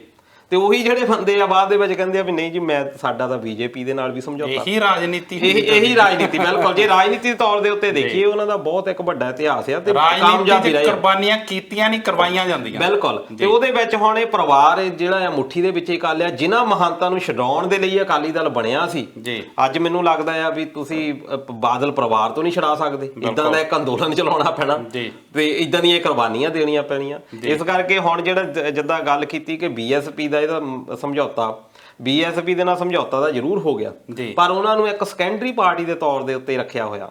ਉਹਨਾਂ ਦੀ ਜ਼ਿਆਦਾਤਰ ਸੀਟਾਂ ਉੱਤੇ ਜਿਹੜੇ ਮੈਂਬਰ ਜਿਹੜੇ ਦਿੱਤੀਆਂ ਗਈਆਂ ਟਿਕਟਾਂ, ਉਹ ਅਕਾਲੀ ਦਲ ਛੱਡ ਕੇ ਗਏ ਹੋਏ ਬੰਦੇ ਆ। ਪਹਿਲਾਂ ਅਕਾਲੀ ਦਲ ਛੱਡ ਕੇ ਜੀ ਅੱਜ ਕਾਮਯਾਬ ਵਿੱਚ ਹੋ ਗਿਆ ਸ਼ਾਮਲ ਬੀਐਸਪੀ ਦੇ ਵਿੱਚ, ਤੇ ਬਾਅਦ ਵਿੱਚ ਉਹਨੂੰ ਹੀ ਟਿਕਟ ਦੇ ਦਿੱਤੀ ਜਾਂਦੀ ਦੂਜੇ ਦਿਨ ਬੀਐਸਪੀ ਦੇ ਵੱਲੋਂ। ਅਸਲ ਦੇ ਵਿੱਚ ਉਹਨਾਂ ਦੇ ਜਿਹੜੇ ਕੈਂਡੀਡੇਟ ਵੀ ਆ ਉਹ ਅਕਾਲੀ ਦਲ ਦੇ ਹੋ ਜਾਂਦੇ ਆ, ਜਿਹੜੇ ਪਹਿਲਾਂ ਤੋਂ ਕੰਮ ਕਰਦੇ ਆ। ਇੱਕ ਸ਼ਾਇਦ ਨਵਾਂ ਸ਼ਹਿਰ ਦੀ ਇੱਕ ਸੀਟ ਆ, ਇੱਕ ਜਾਂ ਦੋ ਹੋਰ ਆ ਜਿਹੜੇ ਕਿ ਵਲੰਟੀਅਰਸ ਦੇ ਵਿੱਚੋਂ ਟਿਕਟਾਂ ਦਿੱਤੀਆਂ। ਉਹਦੇ ਨਾਲ ਕੀ ਹੋਇਆ, ਲੋਕਾਂ ਦੇ ਵਿੱਚ ਇਹ ਪ੍ਰਭਾਵ ਹੋਇਆ ਵੀ ਸਾਡੀ ਤਾਂ ਪਾਰਟੀ ਇਹਨਾਂ ਨੇ ਮਾਰ ਹੀ ਦਿੱਤੀ। ਉਹਨਾਂ ਦਾ ਰੋਸਾ ਵੀ ਆ, ਬਹੁਤ ਥਾਵਾਂ ਦੇ ਉੱਤੇ ਵਿਰੋਧ ਪ੍ਰਦਰਸ਼ਨ ਵੀ ਹੋਇਆ। ਫਲੋਰ ਵਾਲੀ ਸੀਟ ਦੇ ਉੱਤੇ ਬਹੁਤ ਵੱਡਾ ਵਿਰੋਧ ਪ੍ਰਦਰਸ਼ਨ ਹੋ ਰਿਹਾ ਉਹਨਾਂ ਦੇ ਵਿੱਚ ਅਜੇ ਤੱਕ, ਕਿਉਂਕਿ ਸਭ ਤੋਂ ਜੇ ਦੇਖਣਾ ਹੋਵੇ ਇਹ ਮੰਨਿਆ ਜਾਂਦਾ ਕਿ ਸਭ ਤੋਂ ਓਨੈਸਟ ਜਿਹੜੇ ਵਰਕਰ ਆ ਉਹ ਬੀਐਸਪੀ ਦੇ ਆ। ਇਹ ਕਦੀ ਲਾਲਚ ਵਿੱਚ ਨਹੀਂ ਆਉਂਦੇ, ਕਦੀ ਵਿਕਦੇ ਨਹੀਂ, ਓਨੈਸਟ ਇਹਨਾਂ ਨੂੰ ਮੰਨਿਆ ਜਾਂਦਾ। ਜਾਨੀ ਕਿ ਜਿਹੜੇ ਸਰਵੇ ਹੁੰਦੇ ਆ, ਹੁਣ ਉਹ ਜਿਹੜੇ ਬੰਦੇ ਉਹਨਾਂ ਨੂੰ ਅਜੇ ਤੱਕ ਇਹ ਫੀਲਿੰਗ ਹੀ ਨਹੀਂ ਆਈ ਕਿ ਸਾਡਾ ਇਹਨਾਂ ਦੇ ਨਾਲ ਸਮਝੌਤਾ ਆ। ਜਦੋਂ ਫੀਲਿੰਗਸ ਨਹੀਂ ਆਉਂਦੀ ਤੇ ਇਹ ਇਕੱਠ ਰਹਿਣ ਦਾ ਵੀ ਕਾਰਨ ਸ਼ਾਇਦ ਇਹੀ ਆ ਕਿ ਜਿਹੜੇ ਬੰਦੇ ਟਰੱਕਾਂ ਟਰਾਲੀਆਂ ਦੇ ਵਿੱਚ ਜਾਂਦੇ ਹੁੰਦੇ ਸੀ ਬੀਐਸਪੀ ਦੇ ਵਰਕਰ, ਉਹਨਾਂ ਦੀ ਅਣਹੋਂਦ ਰਹੀ ਆ, ਉਹ ਫੀਲਿੰਗਸ ਦੀ ਅਣਹੋਂਦ ਦੇ ਕਰਕੇ। ਸੋ ਬਿਲਕੁਲ ਜਿਹੜਾ ਜਿਸ ਤਰੀਕੇ ਨਾਲ ਉੱਥੇ ਭਾਰਤ ਦੀ ਸਰਦੀ ਦੇ ਵਿੱਚ ਜਿਹੜਾ ਪੰਜਾਬ ਦਾ ਸਿਆਸੀ ਪਿੜ ਉਹ ਮੱਗ ਚੁੱਕਾ, ਤਾਂ ਮੇਰੇ ਖਿਆਲ ਜਿਹੜੇ ਸਿਆਸੀ ਹਾਲਾਤ ਆ ਉਹ ਪਲ-ਪਲ ਬਦਲਣਗੇ ਤੇ ਆਉਣ ਵਾਲੇ ਦਿਨਾਂ 'ਚ ਵੀ ਵੇਖਾਂਗੇ ਕਿਸ ਤਰੀਕੇ ਨਾਲ ਜਿਹੜੀ ਖੇਡ ਆ ਉਹ ਬਦਲਦੀ ਆ, ਕਦੋਂ ਗੱਠਜੋੜ ਬਣਦੇ ਆ, ਕਿੱਧਰ ਬਣਦੇ ਆ, ਕਿੱਧਰ ਟੁੱਟਦੇ ਆ। ਤੇ ਆਪਣਾ ਜਿਹੜਾ ਸਮਾਂ ਆ ਦਲਜੀਤ ਜੀ ਤੇ ਵਸਾਲ ਸਾਹਿਬ 2 ਮਿੰਟ ਤੁਹਾਡੇ ਕੋਲ ਹੋਣ ਜੀ, ਬਿਲਕੁਲ 1 ਮਿੰਟ ਜ਼ਰੂਰ ਲੈ ਲਵਾਂ। ਦਲਜੀਤ ਜੀ ਨੇ ਬਹੁਤ ਖੂਬਸੂਰਤੀ ਦੇ ਨਾਲ ਦਲਜੀਤ ਜੀ ਨੇ ਬਹੁਤ ਖੂਬਸੂਰਤੀ ਨਾਲ ਇਹਦੇ ਉੱਪਰ ਟਿੱਪਣੀ ਕੀਤੀ ਆ ਜੀ। 2 ਗੱਲਾਂ ਵਿੱਚ ਹੋਰ ਪਾਉਣੀਆਂ ਨੇ, 1 ਮਿੰਟ ਦੇ ਵਿੱਚ ਖਤਮ ਕਰਦਾ ਚੱਲਾਂਗਾ। ਹੁਣ ਪੰਜਾਬ ਦੀਆਂ ਜਿਹੜੀਆਂ ਸੀਟਾਂ 117 ਨੇ ਤੇ ਜੇ ਆਪਾਂ ਕਹੀਏ ਵੀ ਯੂਪੀ ਦੀਆਂ 403 ਸੀਟਾਂ ਨੇ, ਇਹਦੇ ਵਿੱਚ ਕੋਈ ਸ਼ੱਕ ਨਹੀਂ ਕਿ ਮਾਇਆਵਤੀ ਸੁਪਰੀਮੋ ਜਿਹੜੀ ਆ ਉੱਥੇ ਆਪਣਾ ਦਿਮਾਗ ਲਾ ਰਹੀ ਆ। ਉਹਨੂੰ ਪਤਾ ਇੱਥੋਂ ਨਿਕਲਣਾ ਕੁਝ ਹੈ ਨਹੀਂਗਾ, ਸਿਰਫ ਤਾਲਮੇਲ ਹੀ ਆ, ਗੈਰ ਵਿਗਿਆਨਕ ਜਾਂ ਕਹਿ ਲਓ ਵੀ ਉਹ ਗੱਠਜੋੜ ਹੋ ਗਿਆ। ਪਰ ਜਿਹੜਾ ਮੈਂ ਸੁਨੇਹਾ ਆਪਣੇ ਦਰਸ਼ਕਾਂ ਦੇ ਨਾਲ ਸਾਂਝਾ ਕਰਨਾ ਚਾਹੁੰਦਾ, ਕੇਂਦਰ ਦੇ ਨਾਲ ਅਗਰ ਟੱਕਰ ਲੈਣੀ ਆ ਤਾਂ ਹਰੇਕ ਸੂਬੇ ਕੋਲ ਆਪਣੀ ਇੱਕ ਖੇਤਰੀ ਪਾਰਟੀ ਹੋਣੀ ਚਾਹੀਦੀ ਆ। ਔਰ ਸਾਡੀ ਖੇਤਰੀ ਪਾਰਟੀ ਸਿਰਫ ਅਕਾਲੀ ਦਲ ਸੀ, ਕਮਜ਼ੋਰੀਆਂ ਇਹਨਾਂ 'ਚ ਹੈਗੀਆਂ ਸੀਗੀਆਂ, ਗਲਤੀਆਂ ਸਾਹਮਣੇ ਨੇ, ਲੇਕਿਨ ਅਗਰ ਇਹ ਖੇਤਰੀ ਪਾਰਟੀ ਅਕਾਲੀ ਦਲ ਖਤਮ ਹੋ ਜਾਂਦੀ ਆ, ਯਕੀਨਨ ਜੇ ਇਹਨਾਂ ਆਗਾਮੀ ਚੋਣਾਂ ਦੇ ਵਿੱਚ ਇਹਨਾਂ ਨੂੰ ਕੋਈ ਬਹੁਤ ਵੱਡਾ ਸੈਟਬੈਕ ਲੱਗ ਗਿਆ, ਖਤਮ ਹੋ ਗਈ, ਤਾਂ ਇਹਦੀ ਜਗ੍ਹਾ ਕੌਣ ਲੈ ਕੇ ਜਾਏਗਾ? ਕੈਪਟਨ ਰੰਧਾਵਾ ਤੇ ਨਾਲ ਬੀਜੇਪੀ ਦੀ ਪਕੜ। ਇਹ ਖੇਤਰੀ ਪਾਰਟੀ ਮੂਹਰੇ ਬਣ ਕੇ ਆ ਜਾਏਗੀ ਤੇ ਇਹ ਫਿਰ ਪੰਜਾਬ ਦੇ ਮਸਲੇ ਚੱਕੇਗੀ ਕਿ ਰੱਖੇਗੀ, ਇਹ ਸਰੋਤੇ ਜਾਣਦੇ ਨੇ। ਬਿਲਕੁਲ, ਇਹ ਜਿਹੜਾ ਲਸਾੜਾ ਸਾਹਿਬ ਨੇ ਖੜਾ ਕੀਤਾ ਇਹ ਬਹੁਤ ਵੱਡਾ ਸਵਾਲ ਹੈ। ਪਰ ਮੈਂ ਇਹਦੇ ਨਾਲ ਮੈਂ ਜੇ ਆਪਣੇ ਵੱਲੋਂ ਰਾਏ ਦੇਵਾਂ ਤਾਂ ਮੈਂ ਇਹ ਜ਼ਰੂਰ ਕਹੂੰਗਾ ਕਿ ਜੇ ਜਿਹੜੇ ਸਾਡੇ ਲੀਡਰ ਆ ਲੋਕਾਂ ਦਾ ਨਹੀਂ ਸੋਚਦੇ ਤਾਂ ਉਹ ਜਿਹੜੀ ਪਾਰਟੀ ਆ ਉਹ ਖਤਮ ਹੋ ਜਾਣੀ ਚਾਹੀਦੀ ਆ। ਮੈਂ ਇੱਥੇ ਕਿਸੇ ਦਾ ਨਾਂ ਨਹੀਂ, ਨਾ ਸ਼੍ਰੋਮਣੀ ਅਕਾਲੀ ਦਲ ਨਾ ਕਾਂਗਰਸ, ਮੈਂ ਤਾਂ ਇਹ ਕਹੂੰਗਾ ਕਿ ਜੇ ਪੰਜਾਬ ਦੇ ਲੋਕਾਂ ਦੇ ਬਾਰੇ ਲੀਡਰ ਕੰਮ ਨਹੀਂ ਕਰਦੇ ਤਾਂ ਉਹਨਾਂ ਨੂੰ ਲੀਡਰ ਖਵਾਉਣ ਦਾ ਕੋਈ ਹੱਕ ਨਹੀਂ। ਪਰ ਜੇ ਜਿੱਦਾਂ ਤੁਸੀਂ ਖੇਤਰੀ ਪਾਰਟੀ ਦੀ ਗੱਲ ਕੀਤੀ ਤਾਂ ਸਾਨੂੰ ਖੇਤਰੀ ਪਾਰਟੀਆਂ ਖੜੀਆਂ ਕਰਨੀਆਂ ਪੈਣਗੀਆਂ। ਸਾਨੂੰ ਜਿਹੜੇ ਕਿਸਾਨਾਂ ਦੇ ਅੰਦੋਲਨ 'ਚੋਂ ਇੱਕ ਉਮੀਦ ਜਾਗੀ ਆ, ਤਾਂ ਮੈਨੂੰ ਲੱਗਦਾ ਕਿ ਇਹ ਉਮੀਦ 'ਚੋਂ ਅਸੀਂ ਕੁਛ ਜਿਹੜਾ ਆ ਪੰਜਾਬ ਲਈ ਚੰਗਾ ਲੈ ਕੇ ਸਾਹਮਣੇ ਆਵਾਂਗੇ। ਚੱਲੀਏ ਹੁਣ ਜੀ। ਸੋ ਦੋਸਤੋ, ਉਮੀਦ ਕਰਦੇ ਹਾਂ ਸਾਡੀ ਗੱਲਬਾਤ ਤੁਹਾਨੂੰ ਚੰਗੀ ਲੱਗੀ ਹੋਊਗੀ। ਆਪਣੀ ਜਿਹੜੀ ਫੀਡਬੈਕ ਹੈ ਉਹ ਇਸ ਪ੍ਰੋਗਰਾਮ ਦੀ ਸਾਡੇ ਤੱਕ ਜ਼ਰੂਰ ਪਹੁੰਚਾਇਓ। ਜੇਕਰ ਗੱਲਬਾਤ ਚੰਗੀ ਲੱਗੀ ਤਾਂ ਇਸ ਨੂੰ ਅੱਗੇ ਸ਼ੇਅਰ ਕਰਿਓ, ਤੇ ਜੇ ਪ੍ਰੋਗਰਾਮ 'ਚ ਕੋਈ ਕਮੀ ਲੱਗੀ ਤਾਂ ਉਹ ਸਾਡੇ ਤੱਕ ਜ਼ਰੂਰ ਪਹੁੰਚਾਇਓ। ਤੇ ਜੇ ਟਿੱਪਣੀਆਂ ਦੀ ਗੱਲ ਕਰਾਂ ਤਾਂ ਅਮਨ ਸਮਰ ਹੁਣੀ, ਮੋਹਨ ਸਿੰਘ ਹੁਣੀ ਸਾਰੇ ਪ੍ਰੋਗਰਾਮ ਪਸੰਦ ਕਰ ਰਹੇ। ਸੋ ਜਿਨ੍ਹਾਂ ਦੋਸਤਾਂ ਨੇ ਪਿਆਰ ਭਰਿਆ ਹੁੰਗਾਰਾ ਭੇਜਿਆ, ਟਿੱਪਣੀ ਭੇਜੀਆਂ, ਉਹਨਾਂ ਦਾ ਤਹਿ ਦਿਲੋਂ ਧੰਨਵਾਦ। ਤੇ ਫਿਰ ਅਸੀਂ ਇਸੇ ਤਰ੍ਹਾਂ ਜੁੜਾਂਗੇ ਅਗਲੇ ਬੁੱਧਵਾਰ ਸ਼ਾਮਾਂ ਨੂੰ 7 ਵਜੇ ਤੁਹਾਡੇ ਨਾਲ ਹੋਰ ਮੁੱਦਿਆਂ 'ਤੇ ਗੱਲਬਾਤ ਕਰਾਂਗੇ। ਤਦ ਤੱਕ ਸਾਨੂੰ ਦਿਓ ਇਜਾਜ਼ਤ, ਮਿਲਦੇ ਹਾਂ ਅਗਲੇ ਹਫ਼ਤੇ। ਤਦ ਤੱਕ ਲਈ ਪਿਆਰ ਭਰੀ ਸਤਿ